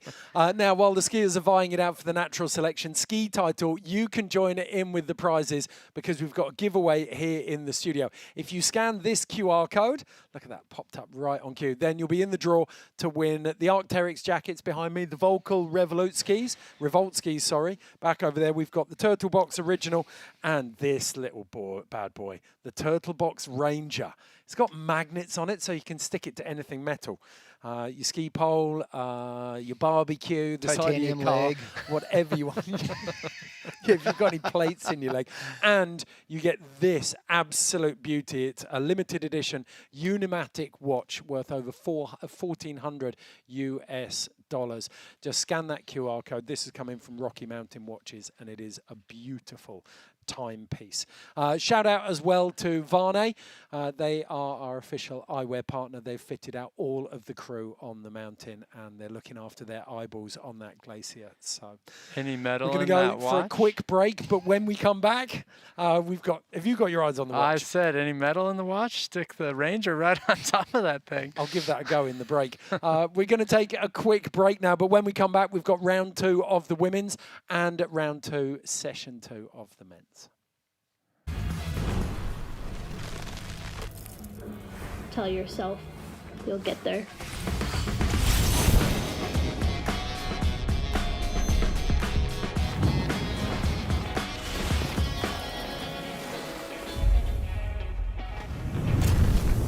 The precision, the freedom of flight, The view. the feeling of the mountain beneath you.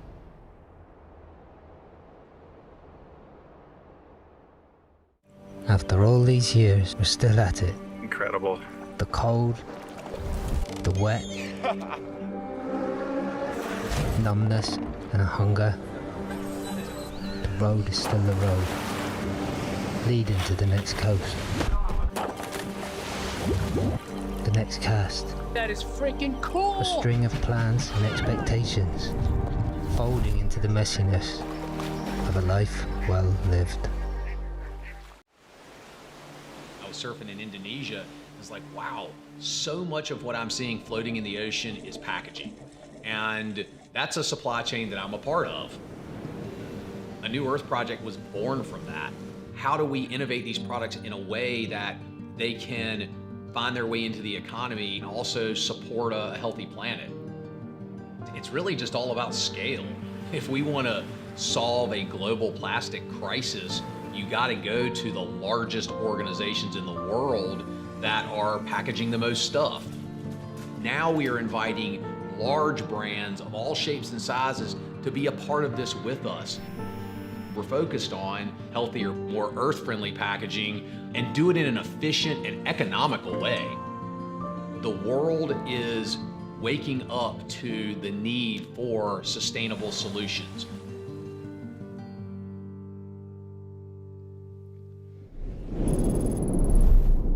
Welcome back to Natural Selection Ski. This is the live watch party. The best skiers in the world throwing down some of the most creative and playful terrain Alaska has to offer.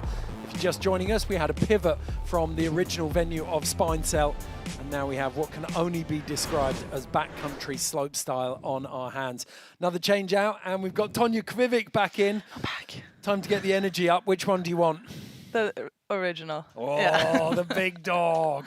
Hand that over to her. Look at the look on her face. She's so excited. I actually don't need any more caffeine, but we're going for it. Okay, we've got the women's round 2 coming up very shortly. It's Astrid Cheylis, Elisabeth Gerritzen and Hannah Epsteyn going toe-to-toe for that last spot in the final up against Manon Loschi. Who do you think's going to go? What's your prediction here?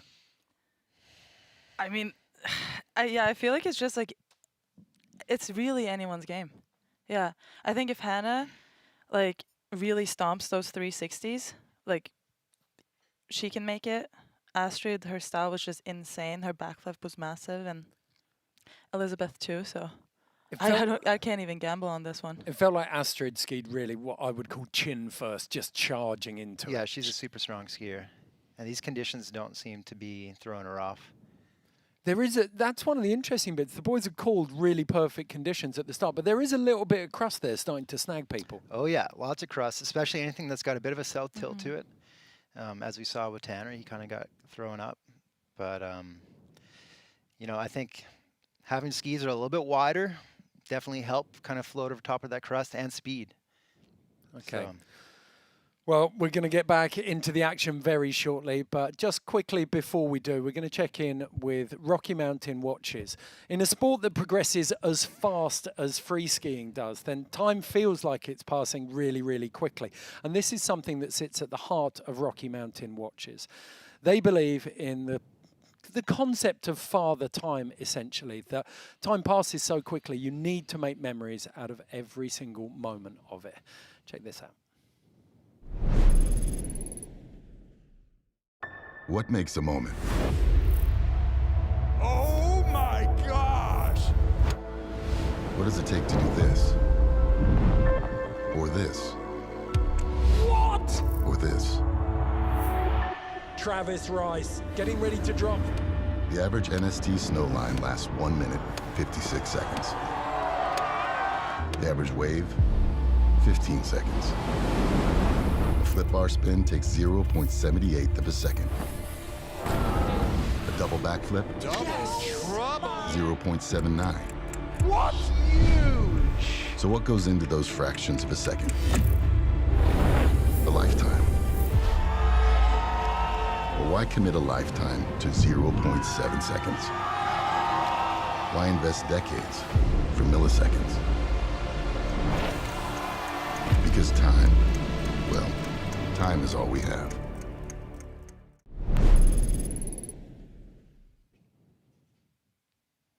Right, back into the action with women's round 2. Hannah Epsteyn, Elisabeth Gerritzen and Astrid Cheylis battling it out for that final place against Manon Loschi. All of them showed the potential here. This could, I think it's, the way that you paused before you gave an answer, both of you, Mark, Tonya, I think any of these women could take this now. Absolutely. 3, 2, 1, drop. Woo! So, out of Reno, Nevada, it is Hannah Epsteyn who's dropping first. And now they've all been down the course and they know what the snow feels like, so. Love to see that fresh line off the nose there. Seems like you pretty much need to tuck into this first feature. Let's get some, yeah. Pre-match talk. Yeah, you're right, Mark. I think you really just have to go straight. You have to go but, like, straight, yeah. It's really hard to get speed on the Especially top if there. you're a little bit lighter. Yeah, the heavier skiers are the ones sending through that. This one, though, plenty of speed for this. Stop that. Beautiful. There you go. Very amazing. Still so much room for tracks down here. Heading out skiers left. Skiers right, sorry. Just doing some heli skiing turns. And I mean, this is Hannah's first time in a helicopter and in Alaska. Wow. She's dealing with the pressure and expectation pretty well. Yeah. And even with less complex terrain, those subtle rollovers make it really hard to know where you're going sometimes. Just a little bit short there. She's all right. A little disheveled. Bit of patience there. Like you can see, I'd really like to see that she just settled herself for a moment. Yeah. Just to get some oxygen back in her lungs. Yeah, it's definitely a long enough run, and the conditions are challenging enough where your legs are going to start burning on this, that's for sure. Oh, yeah. Gab Cocker in the drone giving her a buzz as well.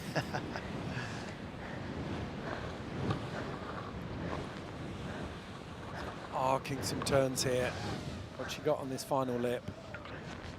Playing it safe. So probably not the run that Hannah Epsteyn was looking for.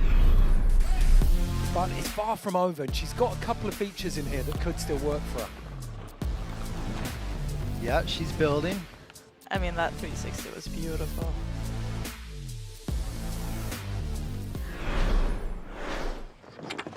Speed is definitely your friend in this venue. 40. So Hannah on a 25 for run one. And her attitude is amazing. Picks up that 40 run two. So Swiss and the French still to drop. Gotta say,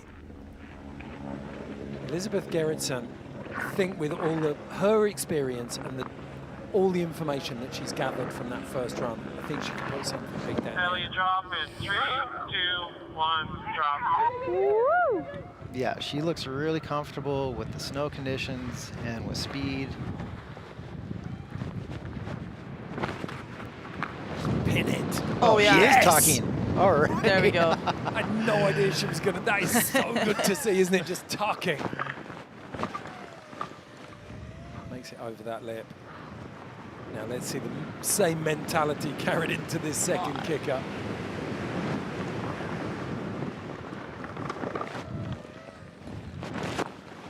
Well Perfect. done. Immaculate backflip. Keeping it pointed now.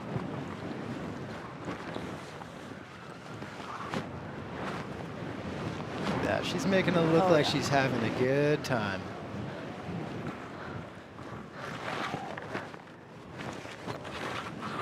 So that's almost a hip there, isn't it? Oh, sick.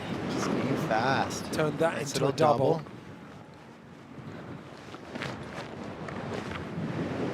Wow. If you could mind ride Perfect. this. That is how you do it, isn't it? She just floated over all of those rollers at Mach 10. Yeah, it would Yeah, be that was a interesting to beautiful know run. what her time was to get down that line, because she skied super fast. Yeah. But the backflip, the only big trick in there. But how are the judges gonna? It's a difficult one. Ellie, 85. But with lots of airs along the way. So many airs, yeah. And beautifully so linked. much confidence. She thought about the run and how she was going to put everything together. Did you go immersive again, Hannah? I know it's backup rider. Super clean Love all the support down there. It's lovely, isn't it? Okay, one woman left at the top. Astrid Cheylis has to match or better an 85. I think potentially Astrid with the 82 over Ellie's 80 in run one could be the tiebreaker if they end up, but I can't see the judges dishing out the same score. So, Adela Kluza. 3, 2, 1, drop. Kluza, home of Candy Tovex. It breeds some pretty strong skiers, doesn't it? It's got some history there. No shortage of natural features at that resort. Oh, I love her style. It's so strong, isn't it? A little warmer upper. Okay, come on. What do we got here?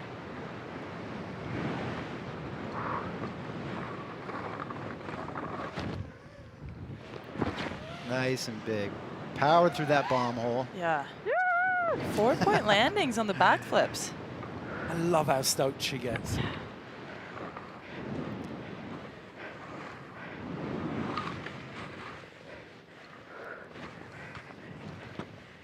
Breathing hard, working for it.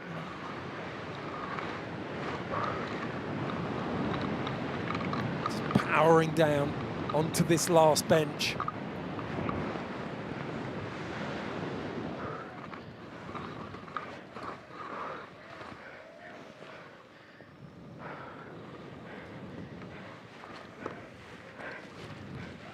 Listen to her breathing as well.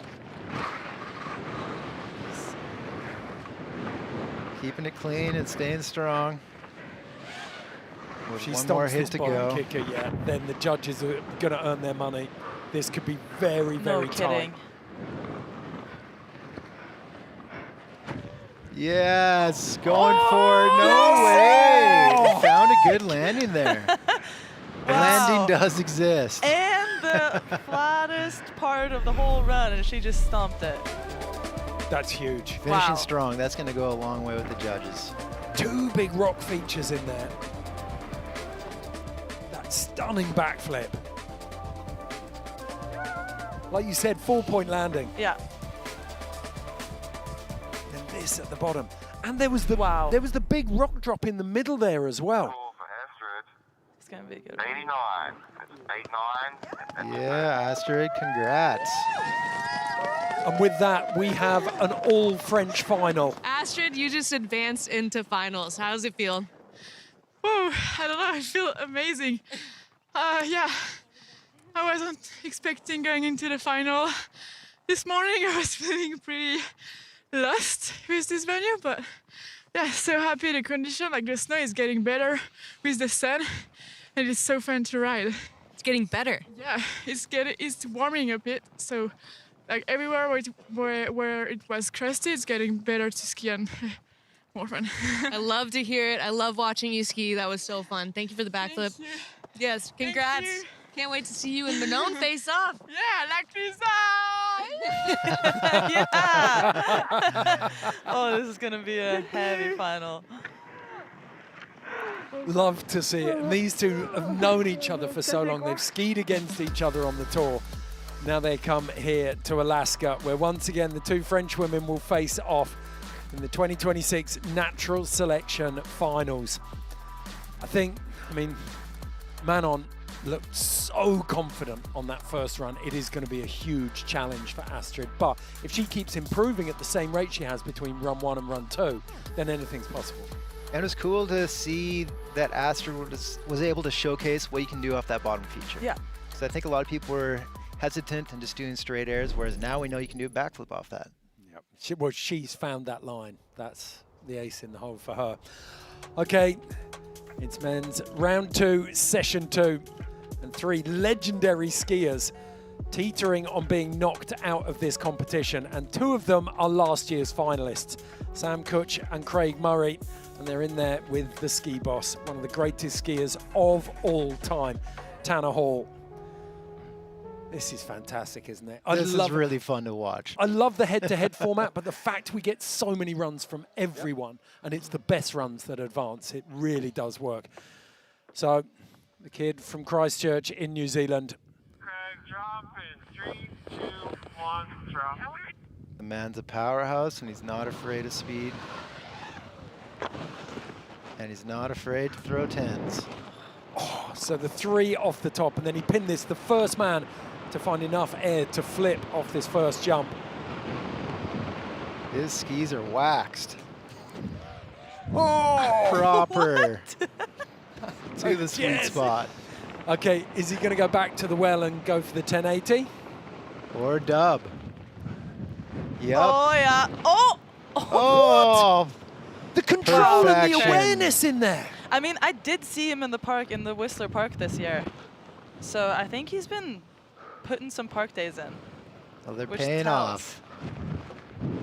Flat 3 again. Wow. Immaculate again. Finding the sweet spot on the landing. Making the most of that little feature. Yeah, and just mixing it up with the right rotation as well. Going deep and holding on to it. He had his stomping legs on, didn't he? As we were saying, for the New Zealanders, even if there's a bit of crust, this is great conditions for them. Yeah. Oh! Huge backing! Well, we talked about how perfect Colby Stevenson's run was. That is out of exactly the same draw. Yeah, that was perfect. He brought a lot of tricks into that run. He did not miss any opportunity. He really did. Wow, he brought that last 3 everything. around. Everything. That might be the Freeride World Tour coming into play here, just making the most out of every situation. Yeah, he knows where to falling pick into up that. points. Yeah. Judges are going to love this run. He stomped everything perfectly. I'm going to go fairly confidently that this is well into the 90s. 95. Yeah. There you go. Boom. Nice one. Big run. Okay, so Easy, coming in hot with the 9.5. Thank you. Oh my goodness, I couldn't see what happened up top. I'm assuming you went for the 10 again. I did another 10, which was super fun. Honestly, feels so good to just be skiing fast and getting in the air. Probably not getting everything right. Unfortunately, there's a few things I would have liked, but I'm also my own worst critic. So having a lot of fun just being here with everyone is so much fun. And with Tanner and Sam, I'm not expecting to go back up there. So if that's my last run, I'm super happy. And it's just been incredible to ride with everyone. Super grateful. So I'm really glad that we got this day and made it work. 95 is going to be tough to beat. And I just want to say something for the people out there. Craig is a man of the people. He set up the autograph signing with all of the youth in Girdwood. He was there the entire time. You lined it up. You're not like most pro skiers. We appreciate you. Thank you for being a part of our industry. Thank you. I appreciate you too. He could probably That's break true. the internet if he went on a dating app, couldn't he? He's probably one of the most wholesome, eligible men on the planet right now. Craig Murray, not For only president. a wonderful human, but he's banked a 95. An incredible target, but if anyone can beat it, it is Sam Kutch and this man, Tanner Hall, the ski boss, back at the top. We get to see him ski again. Thank you guys. Let's go. We'll see you all at the bottom. Love the camaraderie Yeah. here. It's so cool. That's sick.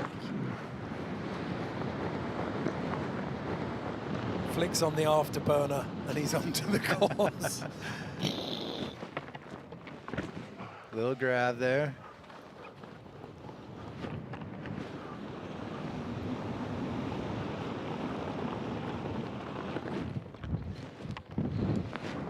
Oh! You want him to be He able to went just big on leave that that. one, yeah. Yeah, he went pretty That's big. bigger than last time. Oh. Yeah, bummer he didn't pull off that double because you know he can do those in his sleep. So not going for that little flat spin there that he went for first run. Learned his lesson. I mean, it's a small back bounce in the scheme of things.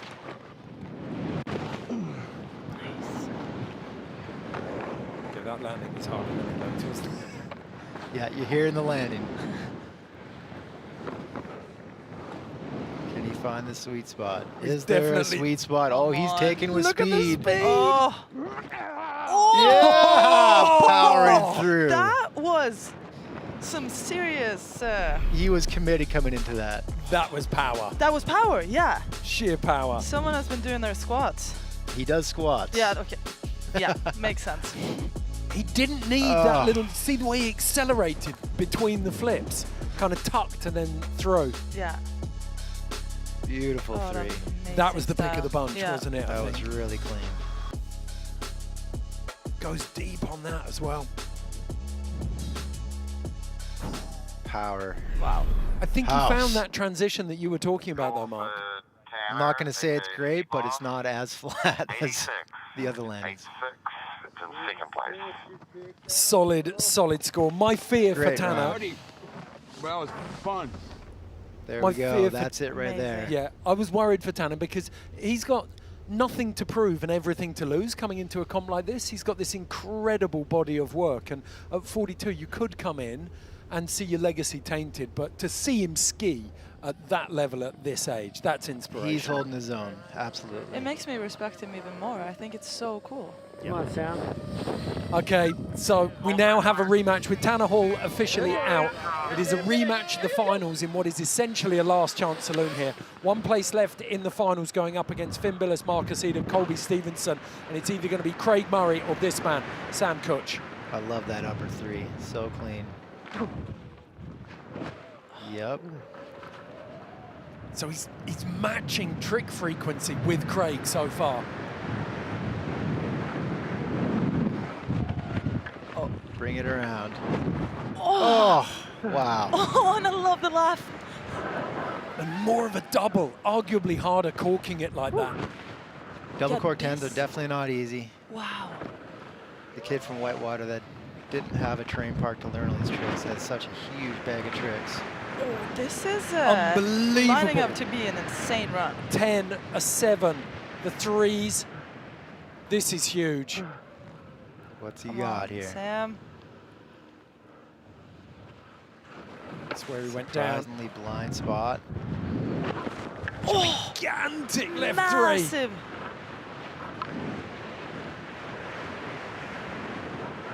Pulls wide. He's got to measure this perfectly. He's got to stay on his feet. Oh, To 7. no Yes. way! Get out of town, Sam Kutch. That Wow. was unbelievable skiing. That was amazing.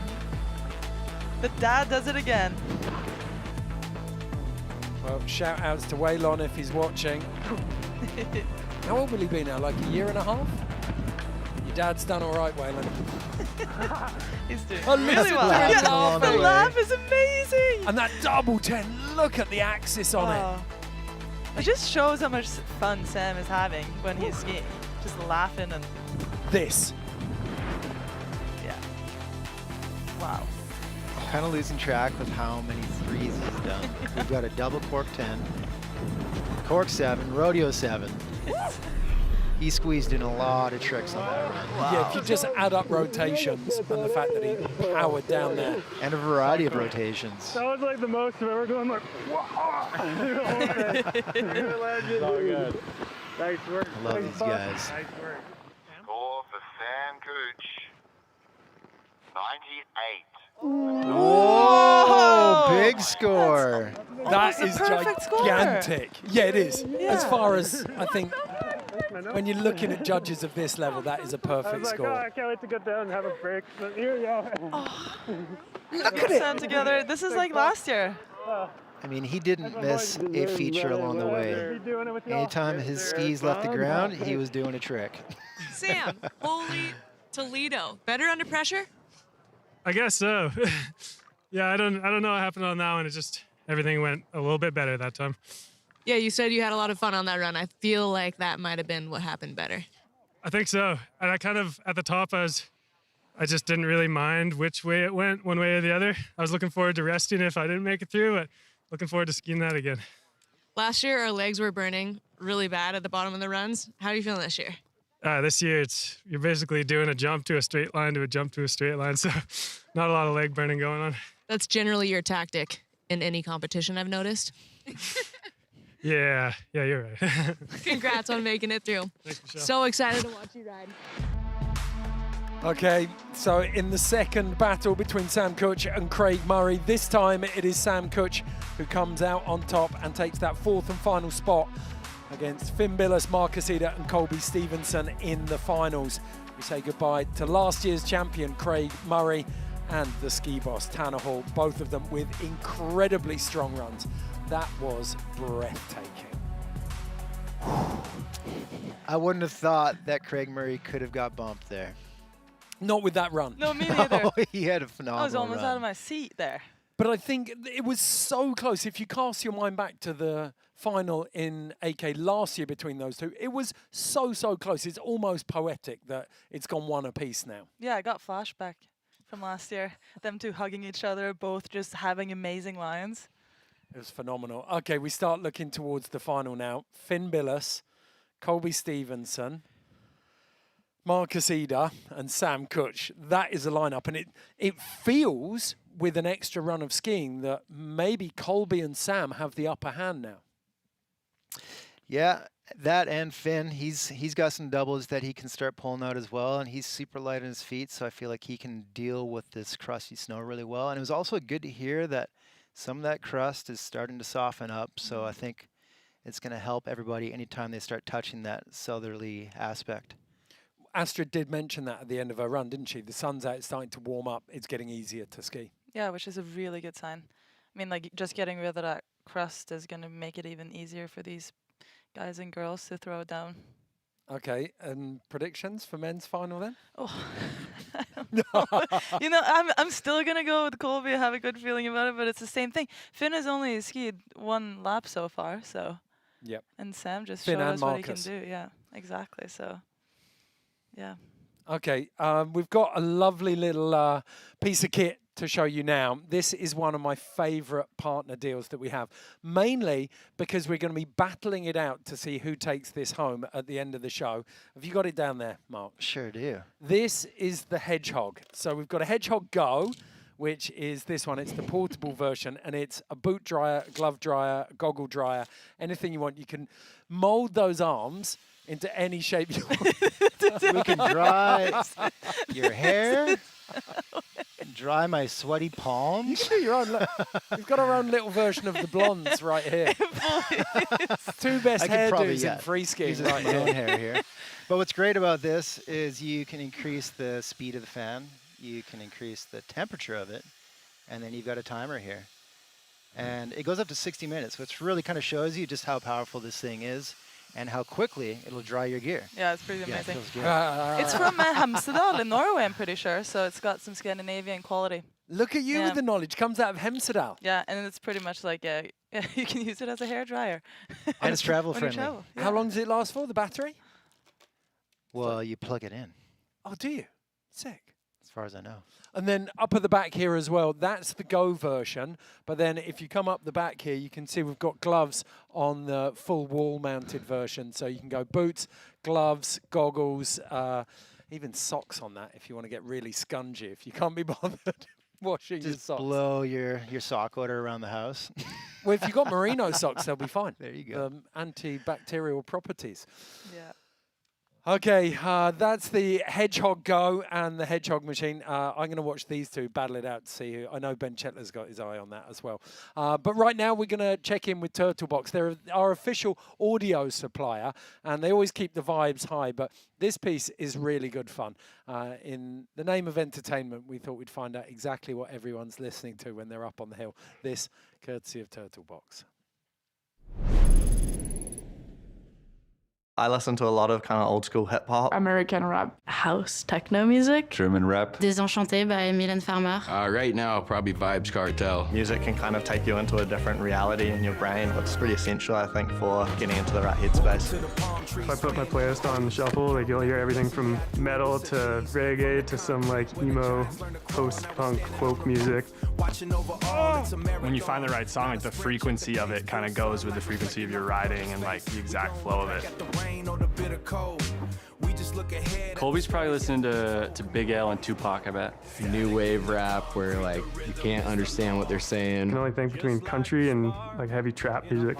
Yeah, he's a classic hip hop dude for sure. I'm listening to a lot of old school hip hop, you know, some Big L, stuff that's like upbeat, you know, kind of makes you feel like a boss, like you want to get it done. What a treat. Manon is so mysterious about everything. Maybe metal. Metal, definitely hip hop. Your girl out there chucking Biosep blunts, I gotta think, you know, there's a bunch of Wu-Tang going on inside of her head. I never really listened to any music while skiing. I mean, I think I have it in my head. I would listen to maybe some old school hip hop. I think the role of music is super important. There we go. Wow.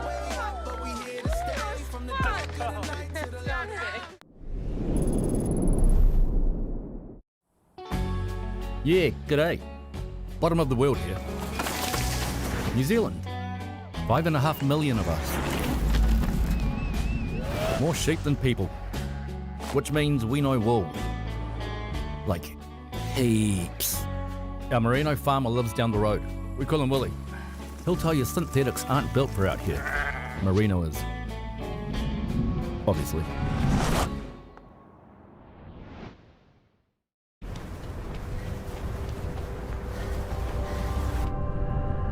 This is what it feels like to make time stand still. Focused, effortless, frictionless movement. Tune in. Out there. Arc'teryx. Snowboarding is probably my greatest excuse in life to pursue wild ideas. Your Natural Selection Tour champion, Travis Rice. It's been almost 20 years from the first beta version of Natural Selection. A lot of people thought it was impossible until we started doing it. The most spectacular venues in the world. The terrain that we hold these events on allow athletes to showcase their peak performance. Mother Nature is the main character. To pull off something as difficult as Natural Selection, we have to have partners that have uncompromising capability. Partnering with GMC, it's a core need for us to execute. That's where we find the edge of what's possible. Welcome back to Natural Selection Ski. This is the live watch party. We're watching the action unfold as you do from up here in Alaska.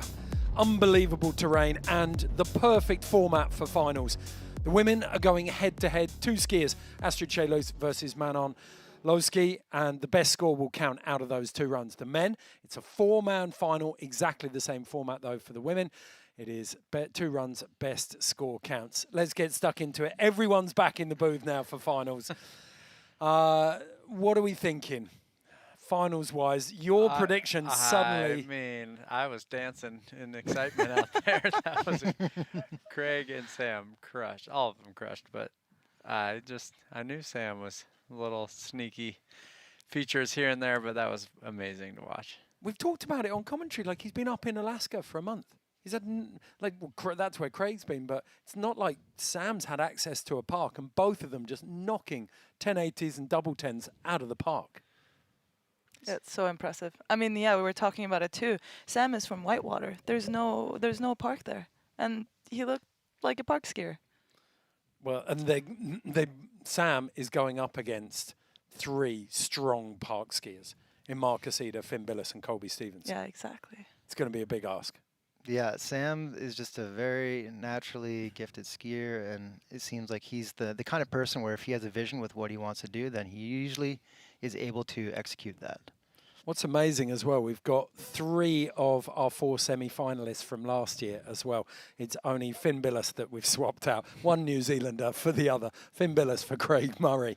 We're going to get stuck into the finals very, very shortly, but we'll give a quick shout out to Arc'teryx, our official apparel partner. They're looking after both Craig Murray and Sam Kutch, so they've still got skin in the game. We've also got Evo to look out for. Give us a shout out. Go on, give us a cheer if you're in one of those Evo watch parties. We want to hear from you. Tahoe, Salt Lake City, give us a shout.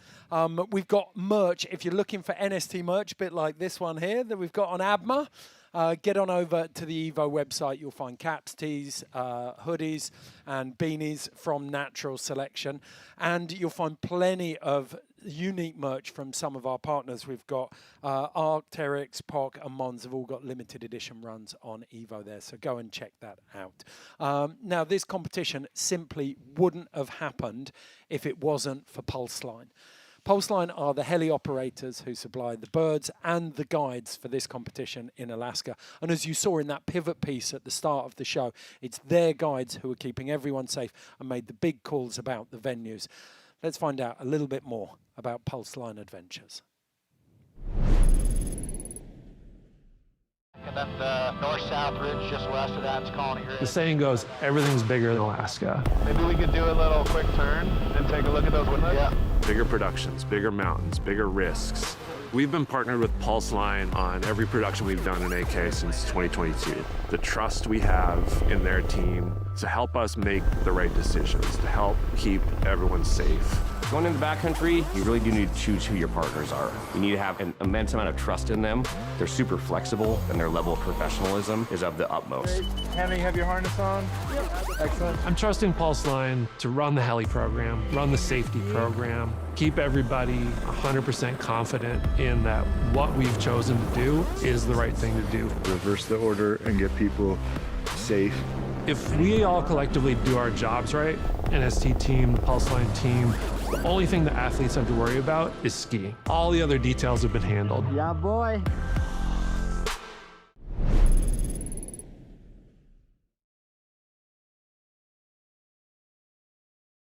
We're moving into the final rounds right now. We've got 4 men advancing and 2 women. On the women's side of things, we've got Manon and Astrid, the La Clouza's rival. On the men's side, we have Marcus, we have Sam, we have Colby, we've got Finn. It is gonna be a heater. That is a stacked final. Everyone's been skiing so well. We've still got sun, we've got Pal. The snow's getting better from what I hear. Let's do this.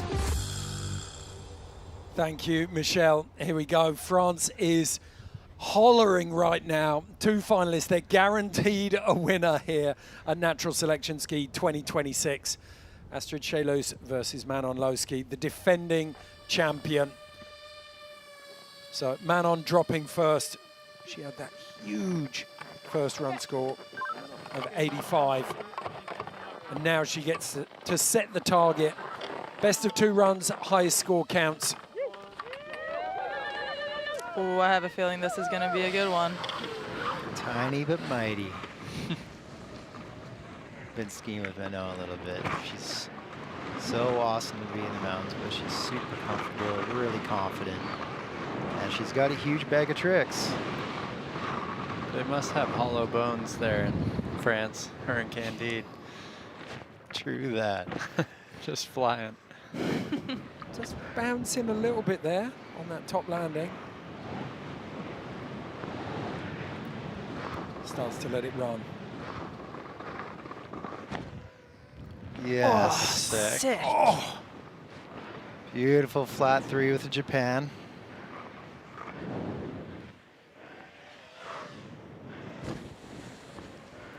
Top half is just, she couldn't have hoped for better here. It is interesting. You can hear that crust is not nearly as bad.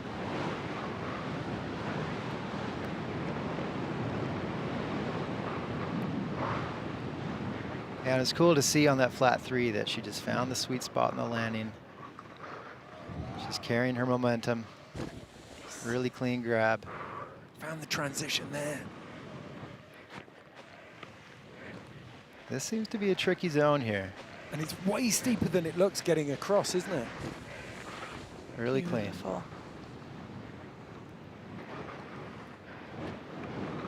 All right. Speed, she's got flow. She's taken that risk with that big flat 3 up at the top. To the last feature of the run. This is kind of the make or break right here. Oh! Powers through that bomb hole. Holds on to it. Legs of steel from Manon Loschi. That was a cool run. She's just so confident, isn't she? Every turn. So smooth. That was the first invert with the grab that we've seen from the women, which is great to see. Yeah, a little bit of off axis invert there. Keeping it tight. Solid. That hip where she found the transition, and then it's that super steep traverse across into that drop. It's going to ratchet up the creativity points. Maybe missed the grab there. But made it through the bomb holes. Yeah, that's impressive. That is not an easy landing. Yeah, that landing's definitely eaten up a lot of people. She's been doing her squats. Strong. Go for score. Scores are coming together fast. Manon, 91. Woo! They like that. First run could not have gone better for Manon Loschi. Manon coming in with a heater on run number 1. Last year, I was teamed up against you, and I'm super thankful not to be in the hot seat, but you are going against your friend and longtime competitor from La Clusaz. How does that feel? Pretty sick. French connection out there in AK, you know, from La Clusaz. Super stoked. I think everyone at home will be stoked too. Big time. Congrats on a 91. Love watching you ski. So much. Here we go. Run number 2 coming up. Nothing but smiles here. Manon as unfazed as ever, though. It's just so low-key with her, isn't it? Such a consistent skier. Like, wow. Does not fail. Unbelievable. Okay. The 22-year-old powerhouse, junior world champ in 2021.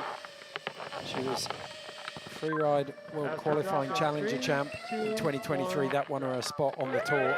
The year after that, she was vice world champion. It has been a meteoric rise to the top for the young French woman. And now there is a natural selection ski title within her grasp. Tuck. Go, go, go. I love the little giggle there. That was great. She definitely wins the commentary game today.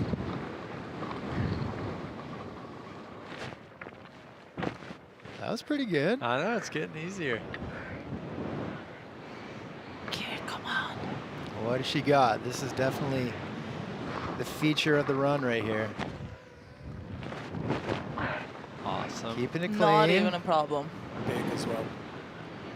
So she's going to need another trick in order to beat up Manon here.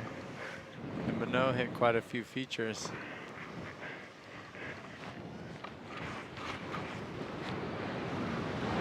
Still got a couple left here. And Astrid knows where that sweet spot is on the bottom there. Yeah, she does. We saw it in her last run. But I would imagine the judges would want to see some variety in a trick. Okay, up on top instead of of that doing two big backflips. cliff. Just off the Super side of it strong. there. Still the control, the power that we see in her skiing. Really good style with her turns. So solid on her feet. Come on, Astrid. She is She's flying. cooking. Oh! Was she thinking double? I It felt kind of like looked it. like it. Kinda, yeah, it did And look she changed her mind straight after takeoff, maybe? She definitely did heaved for it, look didn't like she? that. I mean, we know she has the doubles. There is not a lot of kick on that for No, a double. that's a bold move, and we like it. Love it. You So- would think the double would go down on that jump, but Yeah, if she's thinking about it. I'm all about the natty double. We haven't seen a double on that last feature yet. That would be, actually, I don't know. Must have seen, yeah, we have.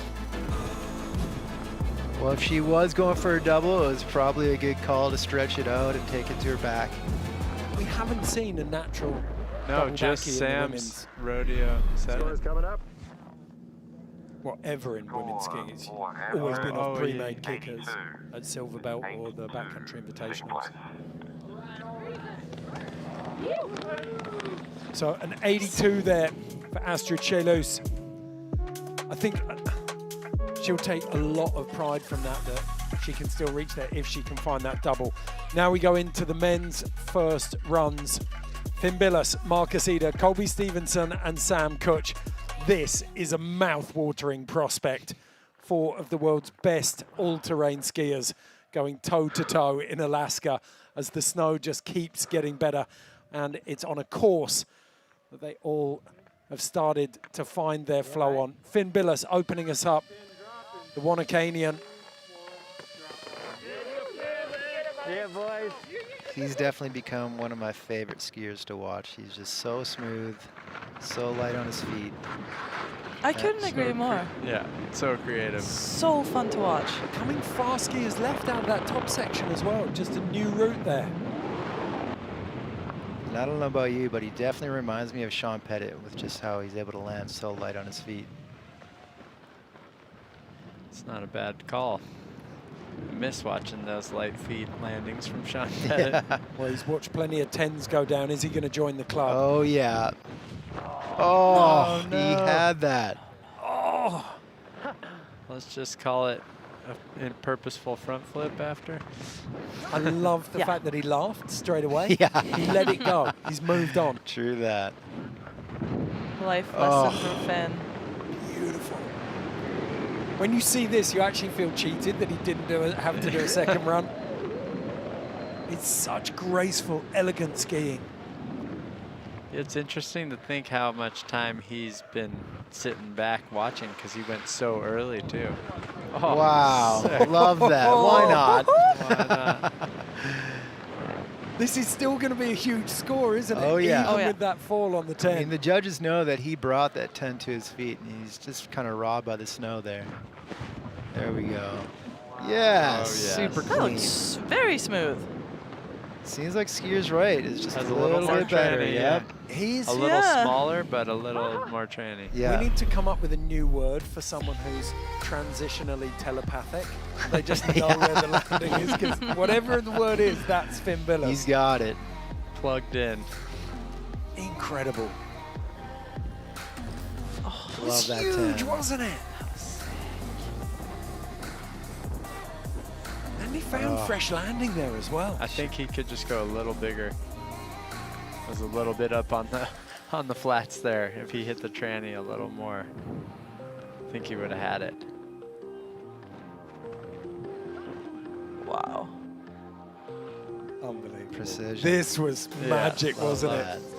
3, Love that. That was some of my favorite part of the run. This score is going to be fascinating because it's probably going to be a big score, but it suggests, I think, The judges are definitely rewarding multiple trips. All right, clear for score. Good score for Finn. 86. It's 8-6. Sure, my brother Dion.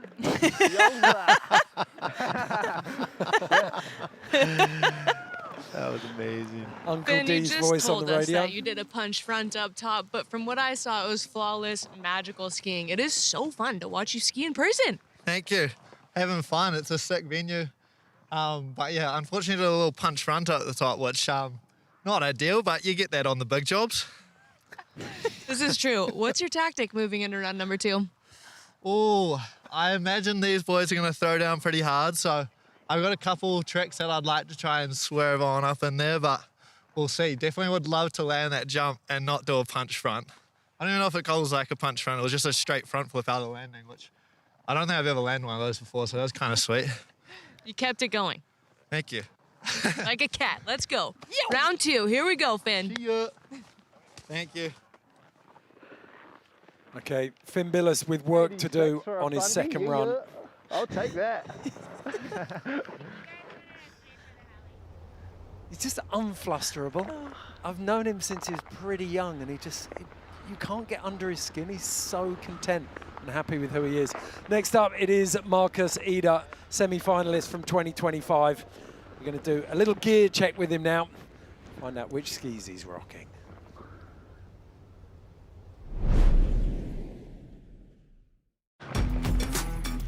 What up, guys? I'm Marcus Eder, and I wanted to show you my ski, the Völkel Revolt 121. Got a 3 radius side cut.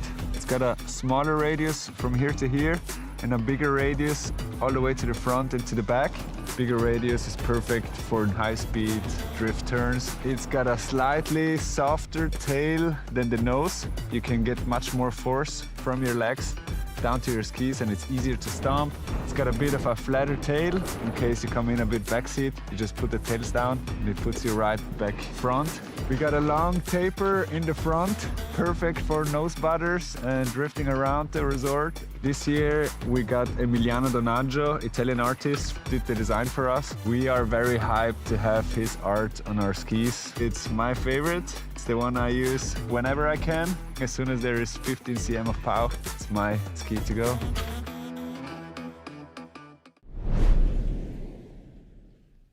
And a very good looking ski it is too.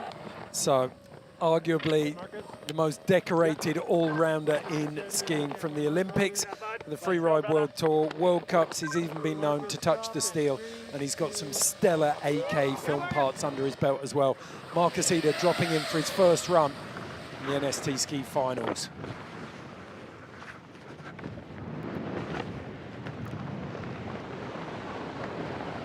Very happy-go-lucky guy. He's so fun to ski with and ultra creative.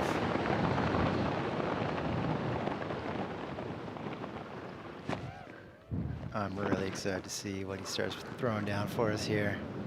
And he's barely put a turn in there. Just pinned at this. Holy. Wow. You. There's the transition spot. Monstrous from Marcus Eder. That might have been the biggest one we've seen yet. Sick. Ooh, into the 7. 7. This is the battle we were hoping for. The world's best skiers giving it everything they've got on an incredible face. Turning, very overrated. Every turn is a sign of fear.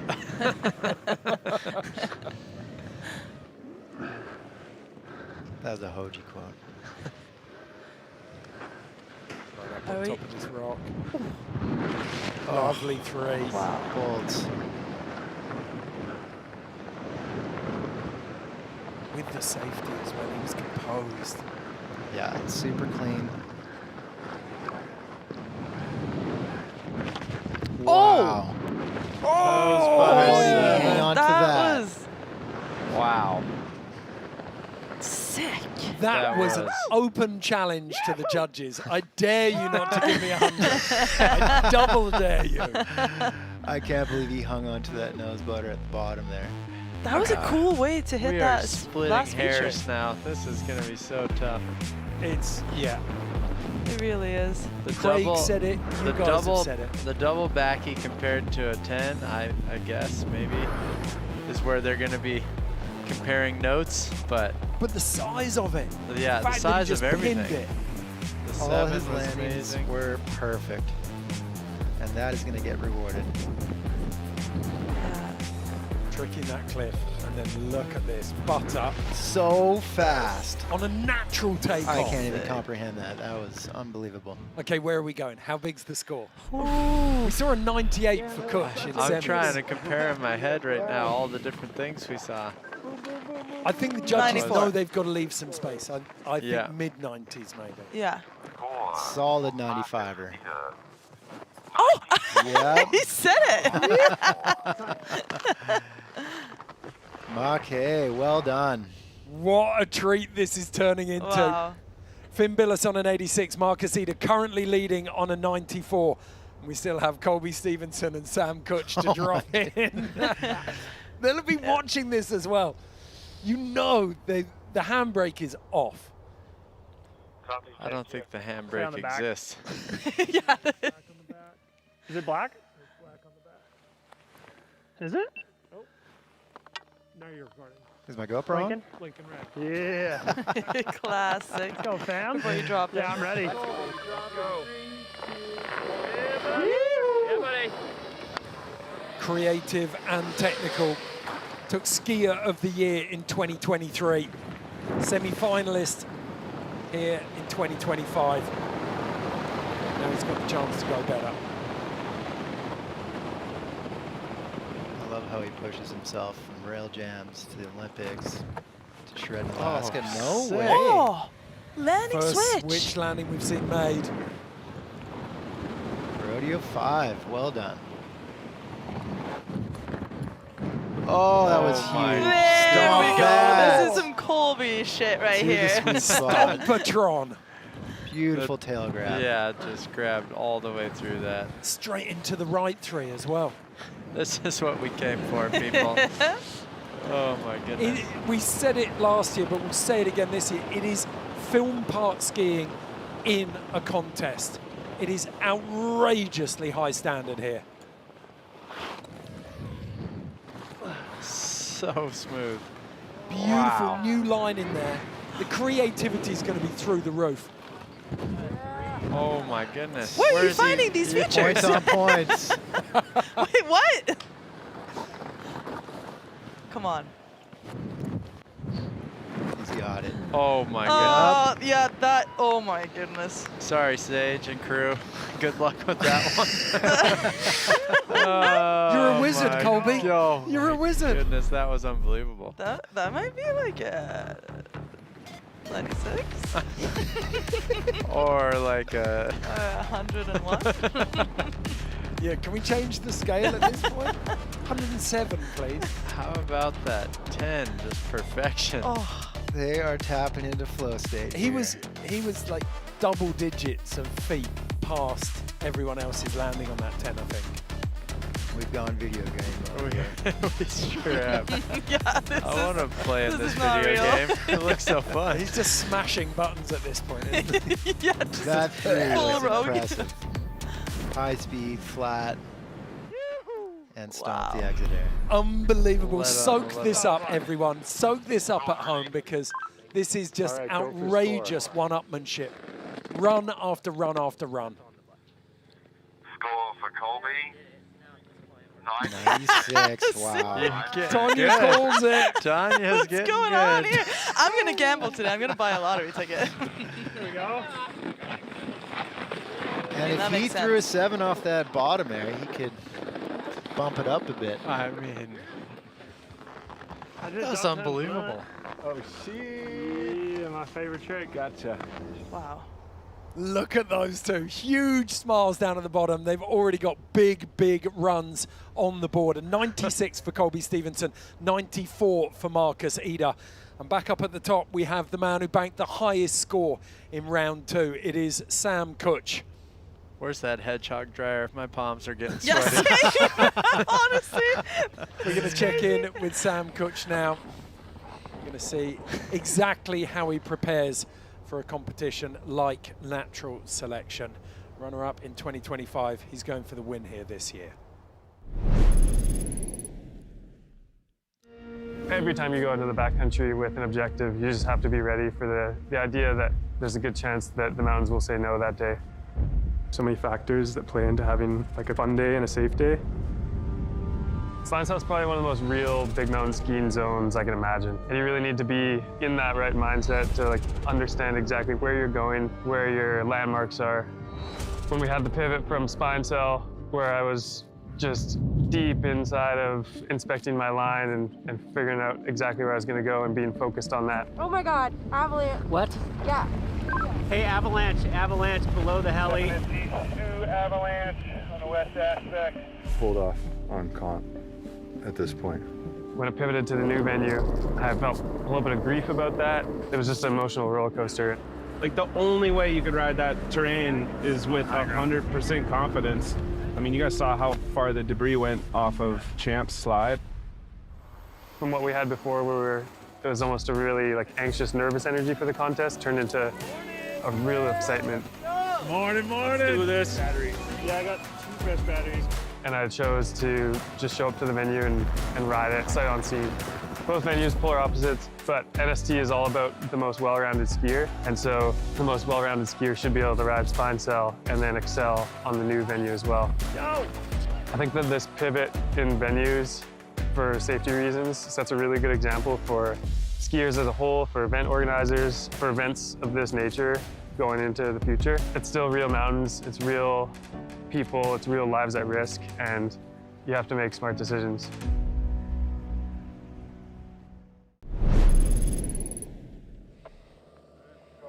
That was a really good piece. Now, the man who grew up in a skiing family and like so many of the best free riders has a foundation in alpine skiing that's given him a fantastic touch and precision on his skis, dropping in for his first run of finals, Sam Kutch. So smooth. Just pinned, poles behind the knees. I wonder how fast he's going. Such a long in run. Mach 1.2. Minimum. I don't know how Craig makes it over that. Yeah. I mean, roll onto that landing. There'll be some kind of marine science. I can tell you how. It's those atomic skis. Oh! That was Corked hand one gorgeous. run, double flat the next. Stop. Come on, Sam, this is...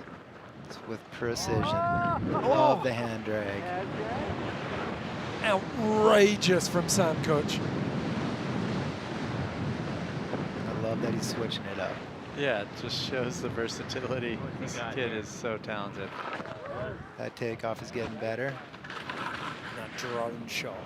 That snow's subtly getting better. Oh, he's cooking. Skipping through here. What's he gonna give us? Misty 7. Oh, and holds onto it. Wow. That was huge. That was so big. This is an absolute, we need some kind of reality check here. The level that we're seeing. It doesn't mean, and the fact like the Sam doesn't work out and he can just land that bolt. Run What's on in run. the jeans? Dad strength, they Yeah, call dad that. strength, actually. That is what they call that. I don't know where mine went, but you know.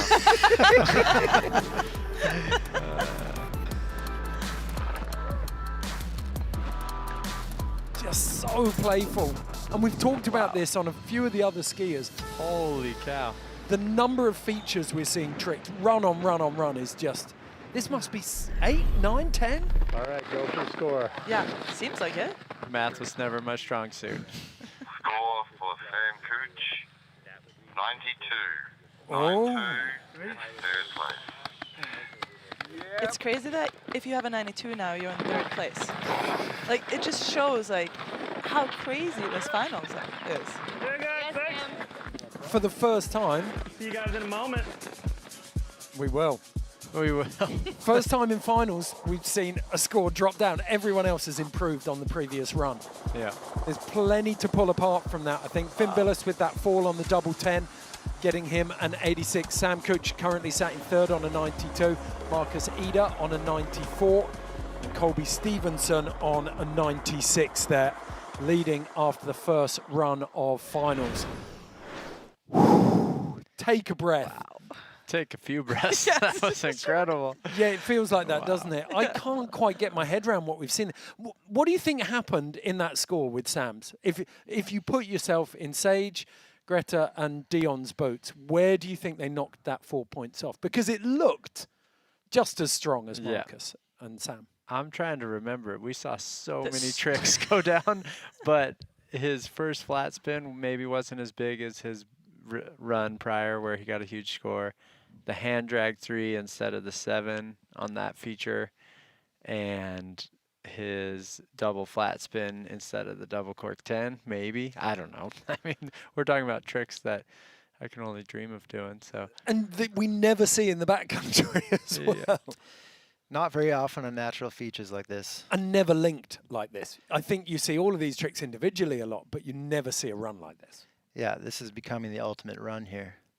And Marcus Eder's strong. So what is it going to take then for any of these guys to get past Colby? Tonya? Honestly, at this point, I don't even know. Like, I think, like, whatever they're doing, just keep doing. Add another 180 or another 3. I mean, it's almost getting to that stage now where you just need more amplitude and more rotations. Okay. And continuing to stomp. I would say the backwards landings too, and or takeoffs. Colby did have that one. Yeah. And it's so hard to take off switch, and I know all of them are capable of it, but if you take off switch on natural features and succeed, that's going to bump you up, I think. But we're splitting hairs here. We're talking about how to There's only 4 more points that they can go to. Exactly. I think in free skiing terms, it is now official. We are 15th century Portuguese explorers. We are off the map right now in terms of what's being thrown down. But the prizes aren't just for the skiers today who do well in the finals. We've also got prizes for you guys. If you want to be a part of the giveaway, then you can scan this QR code. Ding! And you could be in the market to take these Arc'teryx jackets behind me. You just saw the Revolt skis from Marcus Eder. We've got a set of those up at the back there that you can win. We've also got the Turtle Box, the original, and this amazing little magnetic Ranger down there, and probably pick of the bunch, Rocky Mountain Watches have given us the Unimatic, this limited edition watch worth over $1,400. So get scanning this QR code and you could be in the draw to win that. Massive shout out as well to Varney. They've been looking after the crew with all of their eyewear. So thank you so much for that. They have the mineral glass, which makes those lenses crystal clear and offer more protection. So we've now got a little piece on GMC for you. We've been talking about how these athletes thrive when they get off the map, and it's GMC, and that's Sierra AT4X that helps them get there. Snowboarding is probably my greatest excuse in life to pursue wild ideas. Your Natural Selection Tour champion, Travis Rice. It's been almost 20 years from the first beta version of Natural Selection. A lot of people thought it was impossible until we started doing it. The most spectacular venues in the world. The terrain that we hold these events on allow athletes to showcase their peak performance. Mother Nature is the main character. To pull off something as difficult as natural selection, we have to have partners that have uncompromising capability. Partnering with GMC, it's a core need for us to execute. That's where we find the edge of what's possible.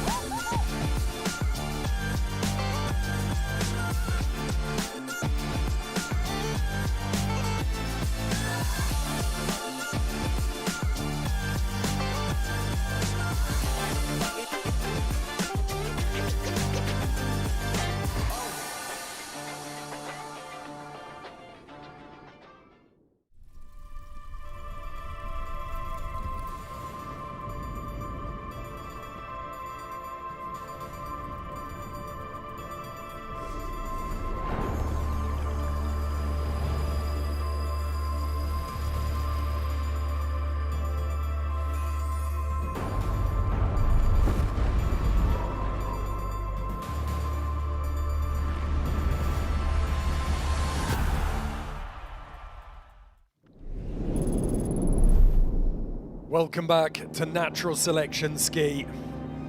We have 4 men and 2 women left here in the finals. One run separates them from victory. We've seen some absolutely outrageous skiing up to this point, and we know that everyone is going to throw down anything they've got left in the locker in order to win this thing on their second runs. I think we're way past predictions, aren't we? This is uncharted territory, Chris. It truly is. I mean, I just want to have us stop talking so we can keep watching. This is exciting. You talked about it before, like switch takeoffs. We've gone into detail with the men. What about the women? Where do we think they can push? We saw Astrid trying maybe for a double backflip at the bottom. Do you think that's on the cards? Yeah, I mean, like, she has a double backflip, Manon has a double backflip. I mean, there's some cork 7s, like, they have a bag of tricks. So it's just about what they feel like putting down, and yeah. It feels like Manon's at a slight disadvantage as well, though, Mark. The fact that she's got that highest score, but she has to drop first. It's Astrid who gets the last word here.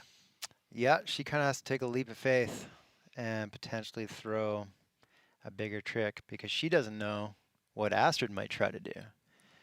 So yeah, I feel like she's kind of going to get her hand forced here. And she's got a good score already. She can risk it at this point. Yep, she can. But let's hope she goes for it. I think she will. I think she will. Why wouldn't you? Let's hope so. Okay, YETI are one of the founding partners of Natural Selection. They've been here since the very beginning, 6 years deep, and they have supported action sports to the core. And that is proved in this next little feature. This one's called Rongo, and it follows Craig Murray and his band of merry YETI ambassadors as they tour in his very unique vintage bus around the South Island of New Zealand. This is the kind of trip that makes you think New Zealand is paradise on earth, which it is.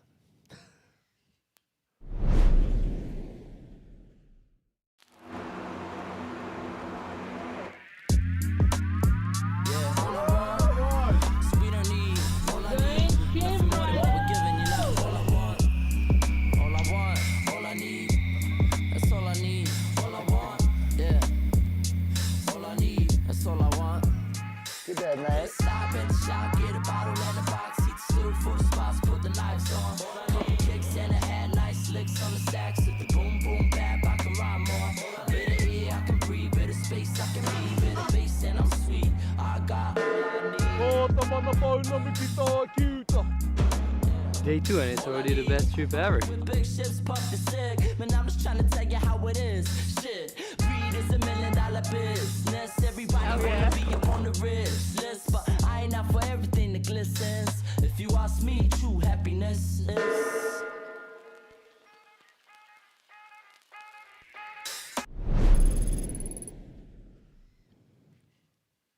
Okay, seen enough of Rongo and the South Island of New Zealand. It's time to get stuck into these final runs here in AK. Manon Loschi going up against Astrid Cheylis. Friends and competitors, 91 to 82. Manon Loschi does lead, but she's dropping first, so there is nowhere for her to hide. She's going to have to throw it all down here and then have that nervous wait watching Astrid descend. Manon in 3, 2, 1, drop. For the last time, the defending Natural Selection ski champion drops into this face.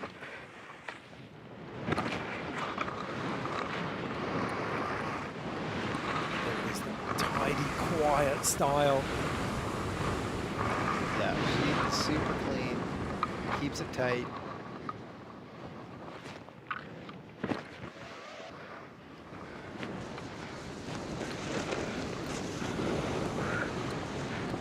Okay.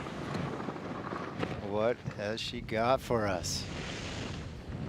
Oh, There we go. She went for it and stuck it. There it is. Perfection. She knows. Unbelievable. She's like, I have a good score already. Let's see what more we can do. Have we ever seen her put a foot out of place? Not today. I don't think ever. I don't know if she fell last year either. Oh, such a consistent rider. The Alaskan janitor. Wow. Cleaning up all day. Yeah, she's been working on those doubles for a while, so it's great to see her be able to put it down in competition here.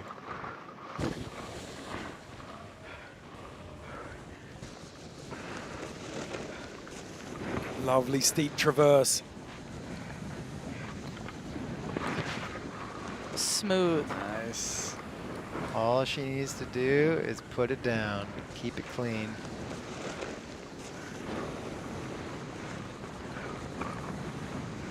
Although you're saying Astrid's got a double as well. She does, and I have a feeling, yeah, this is crazy final. This is gonna push her.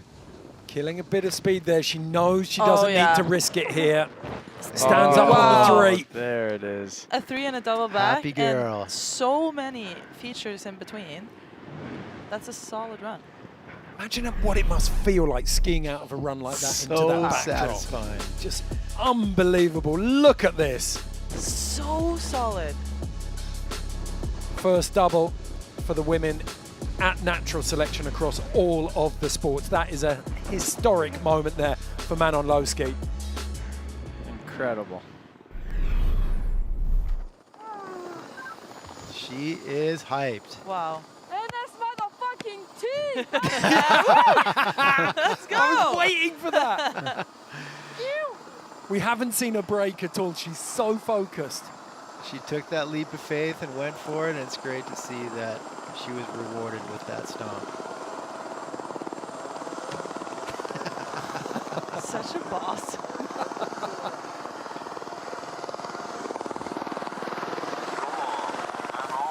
What did they call her in the Turtle Box Vibes piece? 95. 95. Wow. 4-point improvement on run 1. Incredible. Pushing the sport of women's free skiing right here.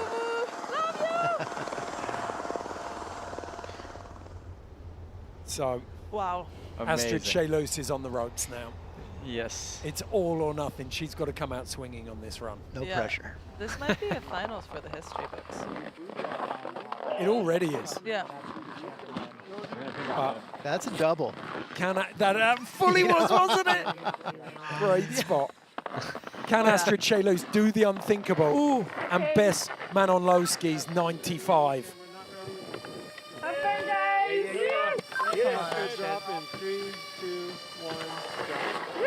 Yeah, she's for sure going for the double.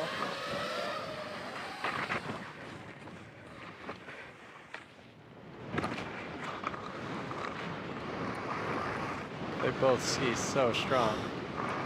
It's incredible, isn't it? Raw power. Just a vapor trail behind her. She's got some speed. All right. Here we go. Oh yeah, she's getting herself hyped. Yup. Yep. Oh There yeah. you go. Oh yeah. Oh! No way! Oh! Millimeters! Slight over rotation. Oh, But she I went for for sure it. thought that was a No land. regrets. Wow. amazing. Love to see it. The confidence in the start of the rotation. She knew she was so close to that. Oh, absolutely gutted for her, but it's not done yet. But that said, Manon Loschi's so close to perfection on that second run. Just so happy she went for it. That was unbelievable. That was sick.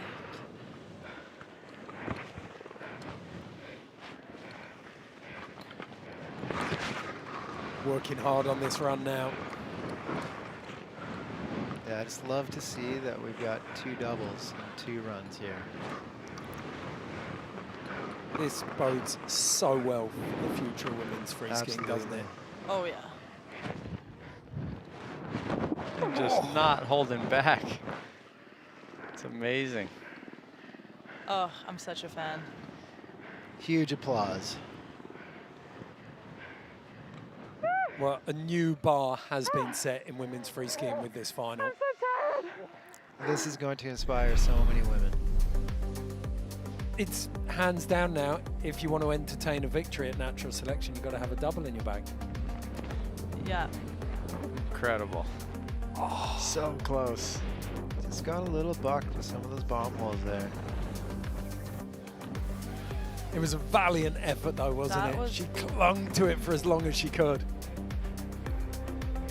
I love that she just kept riding her whole run and didn't call it quits. Glad to see that she's okay.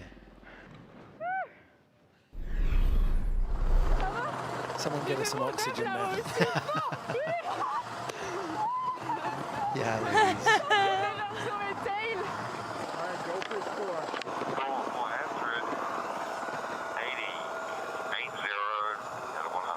So an 80. 8-0. And that means Manon Loschi defends her natural selection ski title.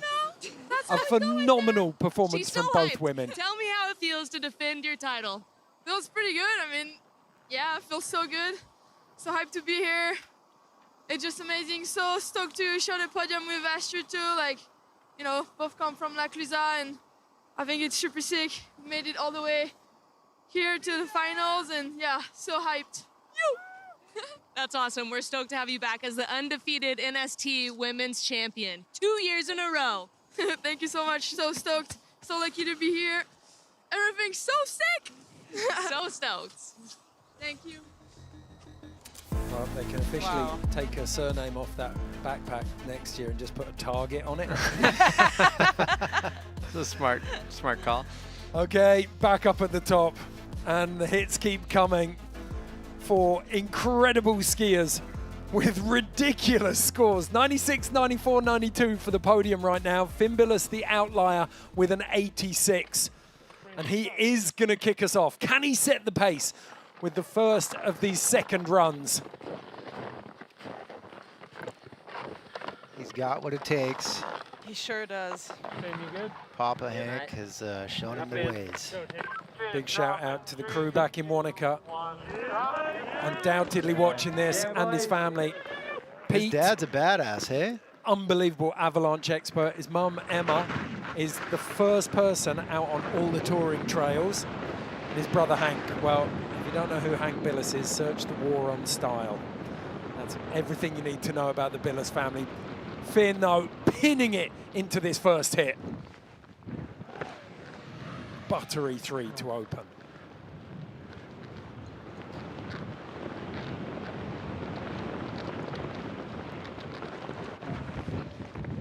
Here we go. Oh, bring my it God. down. Yes! Yeah. There it They're is. gonna like that. Now we're talking. That's holding the nothing signature back. style. Flat 3 almost straight into the carve. Okay, who's starting to count? Seriously. It's 3 threes and a 10 at the moment.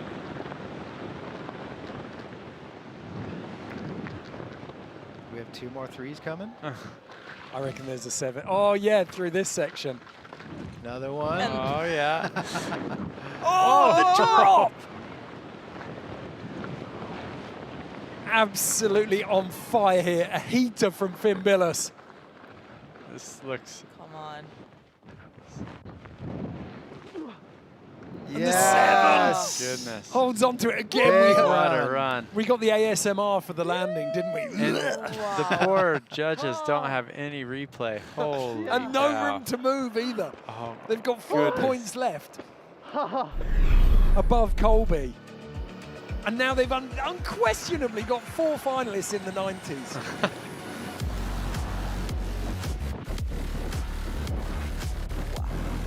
We could see there, I guess he didn't hold his grab nearly as long as Colby, but the judges may not know that.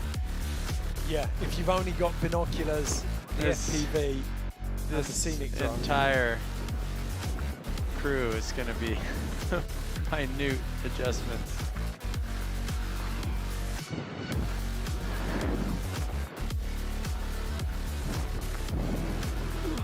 Such a sick run.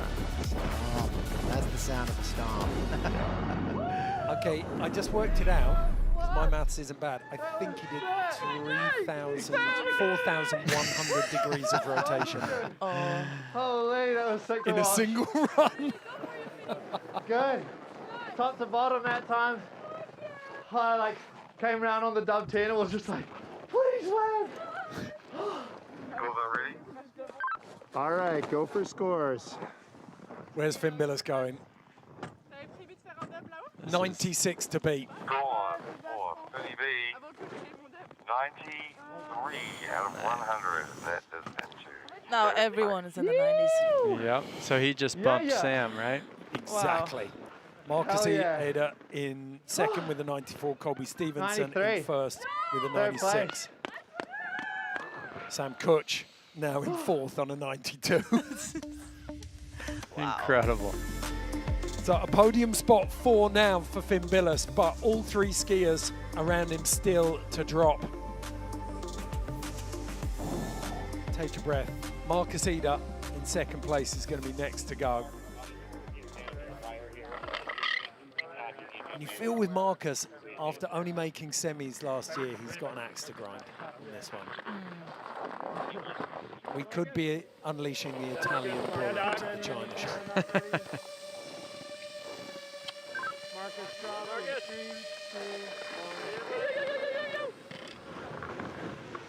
One of the nicest guys out there, but also a very strategic competitor. He's got a competitive edge when he wants it.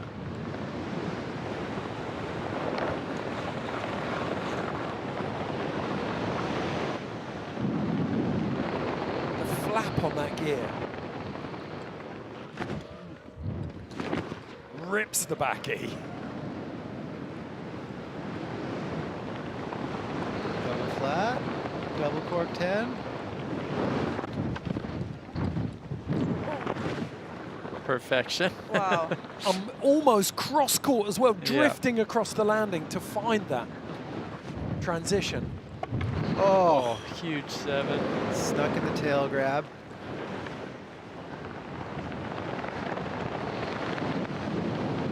Just burning a little speed with a beautiful turn up there.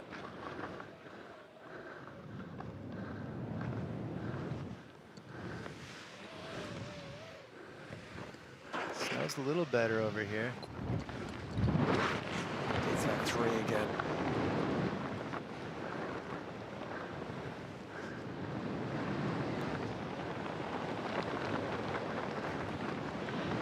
The finale. He's got some power. Oh my goodness. No! Oh no. Run away. The drone's still on it. Marcus gives us the donut, lets us know that he's fine though. It felt he had upgraded with that 7, hadn't he? So it would have been a bigger score. Yep. And I feel like his 10 was a bit better that time. But yeah, that butter 7 on the bottom is... The takeoff just seems to be getting a little beat up, so your skis are going to get a little bit more hung up. You've got to remember, it's not a manicured takeoff. That's a natural takeoff that he's about to. But he's all good. Wow. What happened on the bottom? It like looked like you pressed pretty hard. Like. Yeah, like I got hung up on the nose butter. Yeah. And I just like to get on the 180, I got hung up. Ah, true. And it's kind of you know, it has a little pop and then flat. Yeah. So it's hard to get the 180 onto it. Bah. That will All right, go for eat score. Marcus for the rest of the year. Till he's back here with another chance. Score for Marcus Eder. 8-8. 88 out of 100. First score count. Oh, what a day. So fun to watch. These guys are crushing. Okay, so Marcus Eder sitting in second place as we stand. But Sam Kutch still to drop. He will be the last man to drop. Next up, it is our current leader, Colby Stevenson, sitting on a 96. And it's been a long day up to this point now. Big runs. This is Colby's 4th run of the day. And it's not like they're cruiser runs. They are throwing everything at this venue. Can't believe what a stellar day. Look at, there's just no wind up there. Oh, We lost a good brother the other day, Kai Smart. This runs for Kai.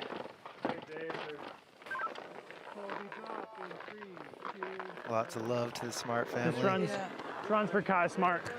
Let's go. Love the snow sports community. There's so much support here. So Colby Stevenson dedicating this run. Beautiful way to start. And pinning it now. Twisting the throttle. Wow. Oh. Took some heat on that one. Sure did. And that switch landing, we know how hard that worked on the scores. Whoa. Wow. That was huge. That was so That was a huge. trippy rotation. He was That a fire was truck cool. past everyone else's landing, it felt like. It really was.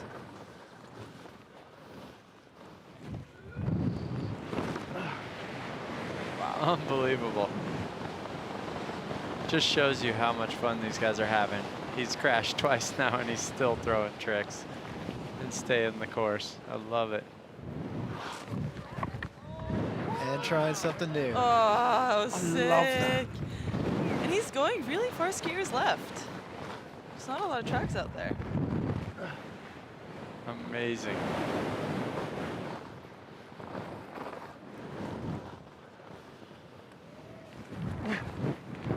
Oh! Oh, not quite enough. Man, that was sick. Switching up the tricks. Oh, huge. Incredible. What a way to honor Kyle. I love And that he was send. changing it up, trying something new. Spreading the love. Lovely first drop, but the 5 that worked so hard for him on his first run helped power him to that 96. Unfortunately goes down. Wow. Then Quick GoPro check there. Unbelievable, just Such a rolled out of the professional. 10. Yeah. I'd try 10s all Love the time the if I 7 knew I here. could save them like that. Immediately into a 3. So the right 3 right after that. He was popping them everywhere.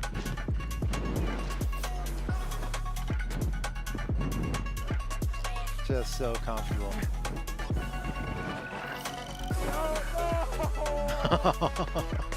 That hurts on the final feature. But what a great day for Colby.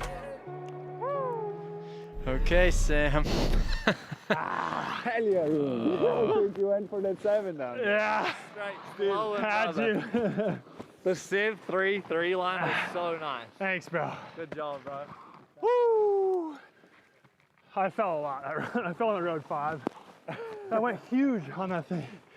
Tried to bounce a 1 out. Oh, whatever. So Dion Newport, Sage Catabriga Alosa, and Greta Eliasson getting a rare respite here. 85 and 100.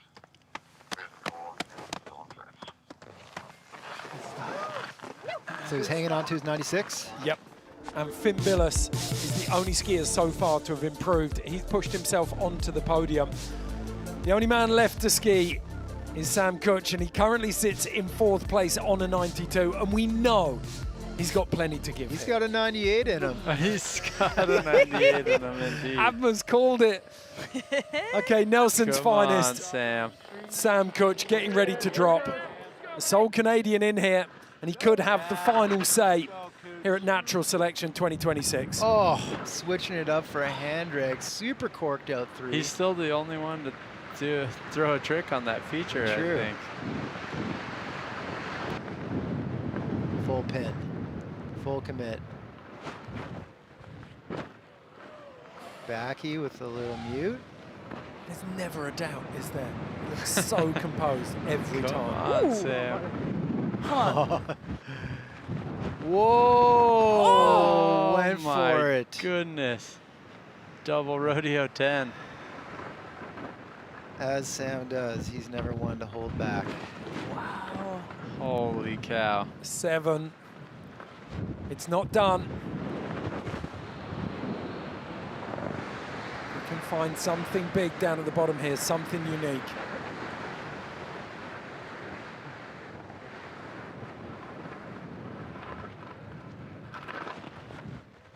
Ooh. Big flat 3. Through the chunder. I like how speechless we all are. Yeah, We're just you can't even watching. talk With the anymore. nerves, Yeah, isn't it? it Don't know what really he's got is. left. Even with that fall up top, he's still just unbelievable. I just love that he went for that. Yeah, same. Come on. Oh. Put it down, Sam. bit of a bounce there, deck chaired up from the landing. Wow, wow, wow. It's difficult, you can't think that he's got enough in there because he, Colby's run, his first run was just so perfect. Yeah. So that hand drag up top. I mean, had Sam landed these, it would have been very difficult to judge. Incredible axis on that. Wow. Just instant reset into the 7. Yeah, it didn't slow him down. Utilizing all the features.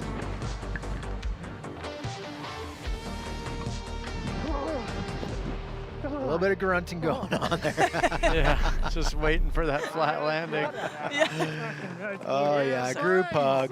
Bring it in. Yes. So well deserved. You guys killed it.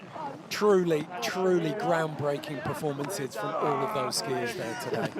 What a show. Lots of love here. A little smackdown. Yeah. Okay, you guys. We'll wait for They made a that. pivot look All right, really, really go good. for score. Call for Sam Cooch, second run, 8-4. 84 and a half. Colby He did it. taking her home. Incredible. Colby Stevenson is your NST ski winner for 2026. Colby Stevenson, 2026 Natural Selection Champion. You are decorated. We're going to add that to the trophy case. How does it feel to walk away with the win? It's huge. You know, it's everything I could have dreamed of in a way. I mean, just missed out on the Olympics this year. It was tough because I really felt like I should have been there. But I kind of, right as that happened, I was like, all right, I'm going to Japan, shred some POW, looking forward to natural selection. So, I mean, yeah, super hyped. It all worked out. And just an epic session with everyone. Like, such a different vibe than any other contest. We were all just kind of like feeding off each other's energy. I mean, it was perfect to get to watch everybody too. So, yeah, I'm fired up. I mean, I'm just grateful for Travis Rice putting this all together, and then guides and crew and legends alike all coming together to make this happen. And we literally just pivoted the whole time until we ended up here. And it was just like a kind of a dream AK run, just a bunch of hits and yeah, the sickest crew. So fired up. We love to see it. Congrats. I'm so hyped for you. Well decorated. All different disciplines. So sick. Yeah,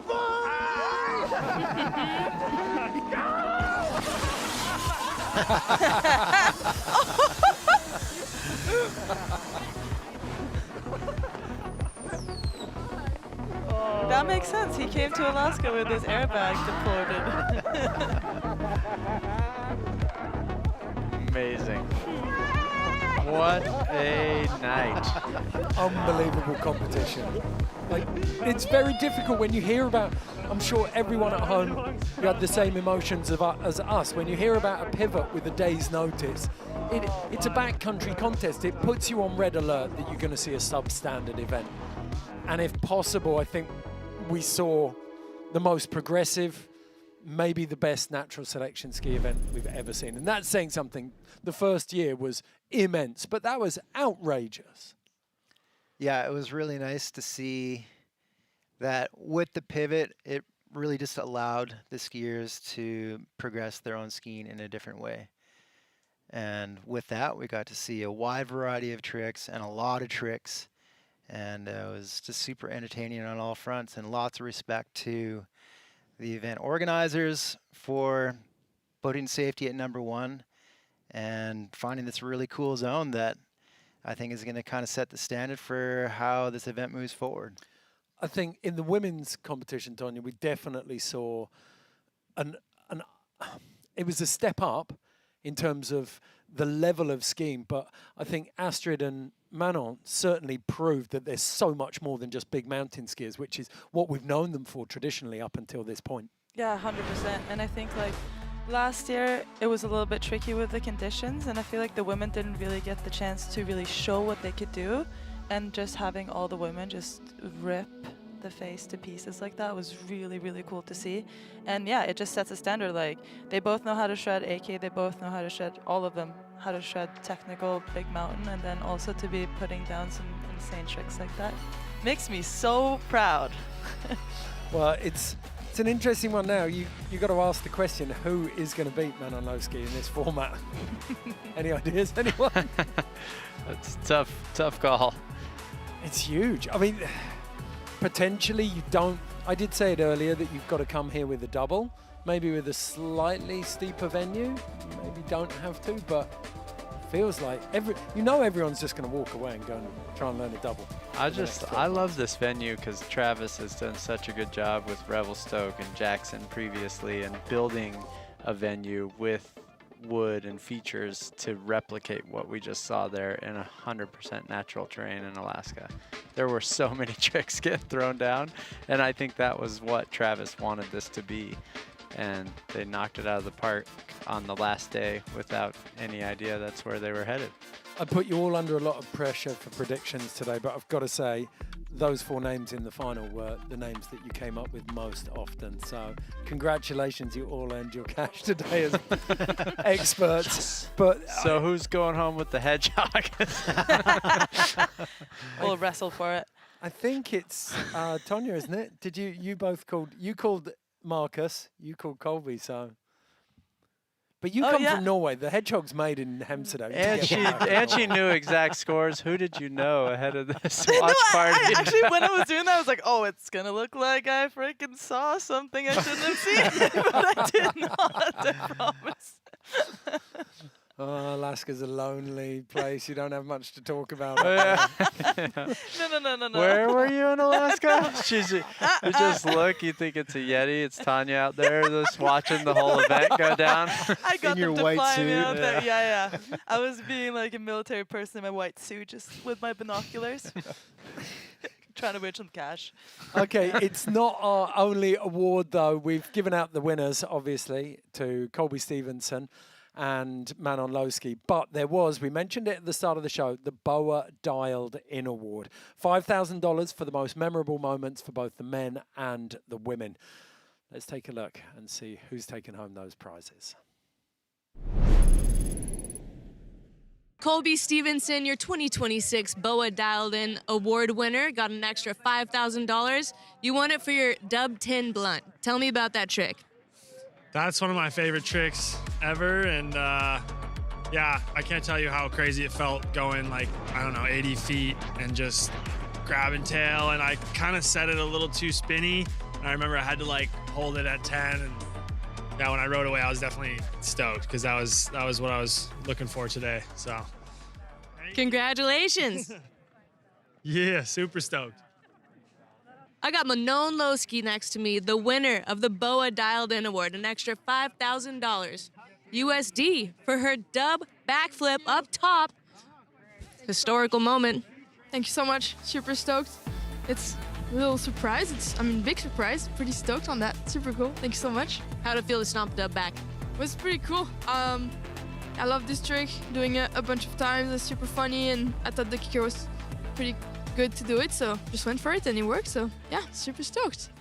We love to see it. Congratulations. So much. Thank you. So no surprises there in a way. The two winners taking home the Boa Dialed In Awards. The standard was that high that it was almost inevitable that whatever the best tricks were, they're probably going to go to the winners. Makes sense. I didn't even think of that, but makes a lot of sense. But there were like so many tricks, so deep with that. Yeah. Okay. Unbelievable. We've got the Evo shops, all of the watch parties around North America. Shout out to all of you. I'm sure there's a lot of people having a lot of fun at all of those right now. Thank you for joining us from all of those destinations. If at home you want to get your hands on any Natural Selection merch or any limited edition merch from any of our partners, you can go to the Evo website and you'll find that Natural Selection page there. And you can go and get some really, really tidy pieces like that sweat that Adma's got on. There's a couple of lovely beanies as well. They're one of my staples. We've also got the giveaway if you want to line up for that. Last time we get the QR code down here, scan that, and then you'll be in the draw to win the Arc'teryx jackets, the Vocal Revolts. Then we've got the 2 turtle boxes. This one, what can we stick that to? Have you got? Let's see if I don't have any titanium, but don't you? See if it goes on I that do have my Yeti collarbone. plunger over there. And then we've also got what else have we got in there? Oh, the watch. $1,400 there from Rocky Mountain Watches. It's a beautiful timepiece. I've actually got quite attached to it during this broadcast. So it's cool. I might scan that QR code in a moment as well. I always do that. I point the wrong way. Okay, get on to that giveaway. You can rewind the live stream if you missed it. Thank you so much, all of you, for watching. I mean, we've said it a couple of times, groundbreaking competition. Any final thoughts, Chris? Just grateful to Travis and the entire NST crew that they brought skiing into this and honoring it in the way that they are and pushing the level. That was unbelievable to watch. Donya? Yeah, no, same. I'm already excited for next year. Counting out the days. Yeah. Only 364 more days to Natural Selection Ski. Mark, final thoughts? Oh, that was just a real pleasure to watch. And like I was saying, I'm really proud of the people at Pulseline, to the competitors, and everybody just being able to pivot and adapt and make the most of it and put on a great show and have a really great time. Well, thank you all so much. It's been an absolute pleasure sitting here in the studio and talking smack on skiing for nearly 4 hours. It's been fantastic. We want to say thank you to all of the Natural Selection crew who worked so hard to make that event happen. We want to say thank you to all of the skiers as well. They threw down and created a groundbreaking event. A massive thank you to all of the partners who support Natural Selection across ski, snowboarding and mountain biking. And then a huge thank you to all of you at home for joining us on this broadcast. The only thing left to do, if you haven't caught up with it already, come and check this out. It is the Natural Selection snow event from Revelstoke a couple of weeks ago. It was, I'm going to go out on a limb and say, the best one we've ever had. Check out these highlights and then go and watch the full broadcast. Thank you again. We'll see you next time. Oh, no way.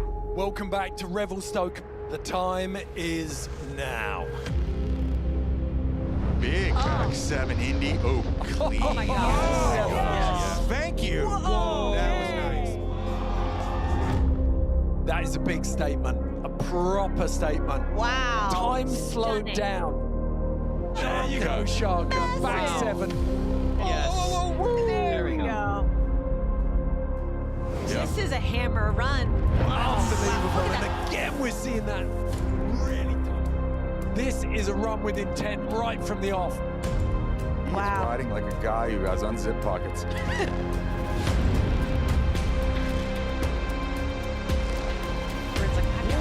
Oh my God.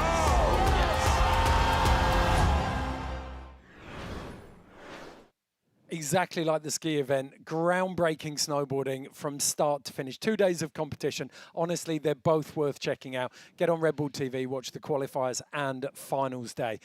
And then if you haven't seen anything about this yet, we also have Natural Selection Bike coming up. The event went down in February, but the broadcast is going to go out in early May. So keep your eyes peeled on all of the Natural Selection social channels, Natural Selection Bike, and you will be able to see the full edit of this action. Yes! This is Natural Selection Bike from Tahuna, Queenstown. one of the most spectacular venues in the world.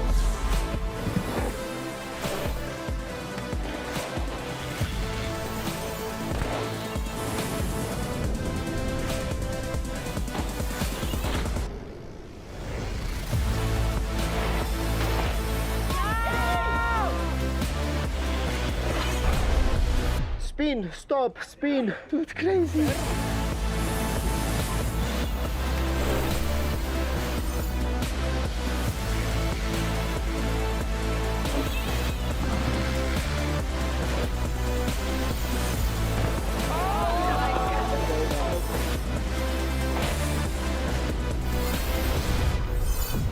This comp is insane. The future of freeride. That course was outrageous in year one, but there was a whole nother round of work done on it, and it's now starting to look like a lattice down that mountain overlooking Queenstown. Unbelievable event. Can't wait to watch that. Looks incredible. Outrageous. The style, the flow, and then the sheer size of that. Do not miss it. May the 5th on Red Bull TV, Natural Selection Bike. We're going to say big thank you now to YETI. We said it before, I'll say it again, 6 years deep. Without YETI, Natural Selection would not have got off the ground and it would not still be running now. So cheers, YETI. Everyone got their coolers there. Who's going home with that plunger as well? I'm taking all of it. And the hedgehog. Yeah. You just swag bag all the way. Chris Bencella, Tonya Kvivik, and Mark Abmer, thank you so much for all of your work. And then a massive shout out to the Industry Alliance, all of the brands that support the skiers. We've got Adidas Terex in there. We've got Volker, we've got K2, we've got Nordica, we've got Armada, we've got Rossignol, we've got POC, we've got Anon. So many brands. These guys support the skiers, which means they can spend all year getting as good as we've just seen it. We're going to sign off now. That is it. And we're going to leave you with the best of the highlights from this year's Natural Selection Ski in Alaska.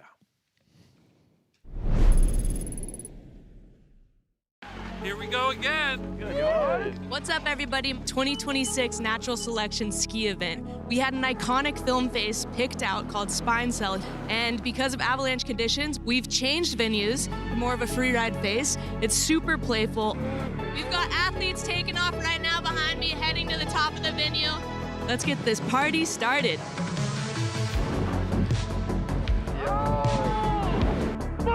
Get your stomping legs ready. It's riding really well.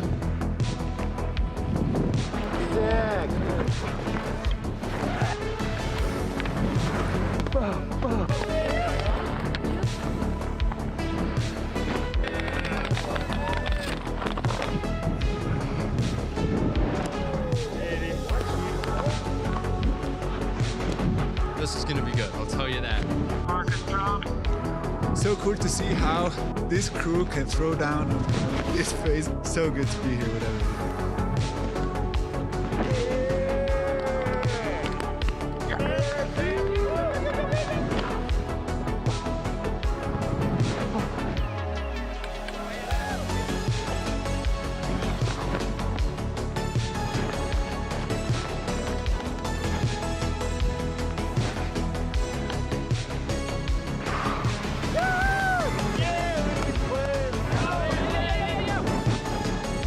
How's it feel to advance every single year right out of the gate? But every single year, it's just the second year, so. It's every year so far. It feels good, it feels good.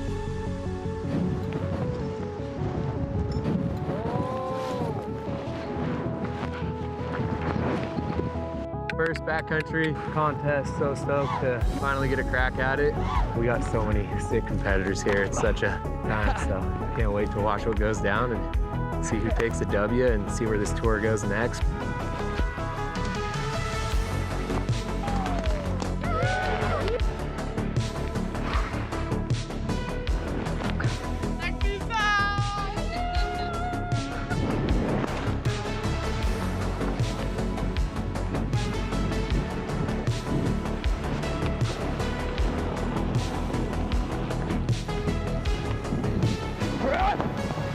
Howdy. Well, it's fun.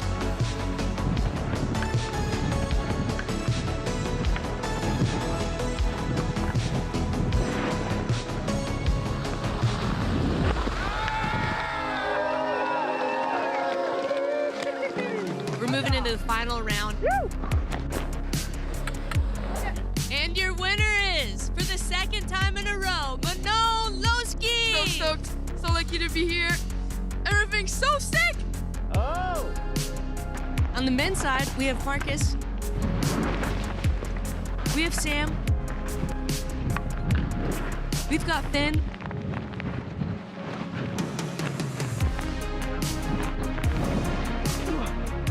We have Colby. And the finals is going to be a show to watch.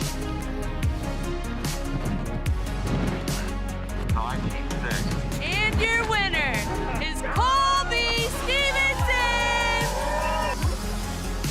Thank you! We just wrapped up your 2026 YETI Natural Selection Ski event.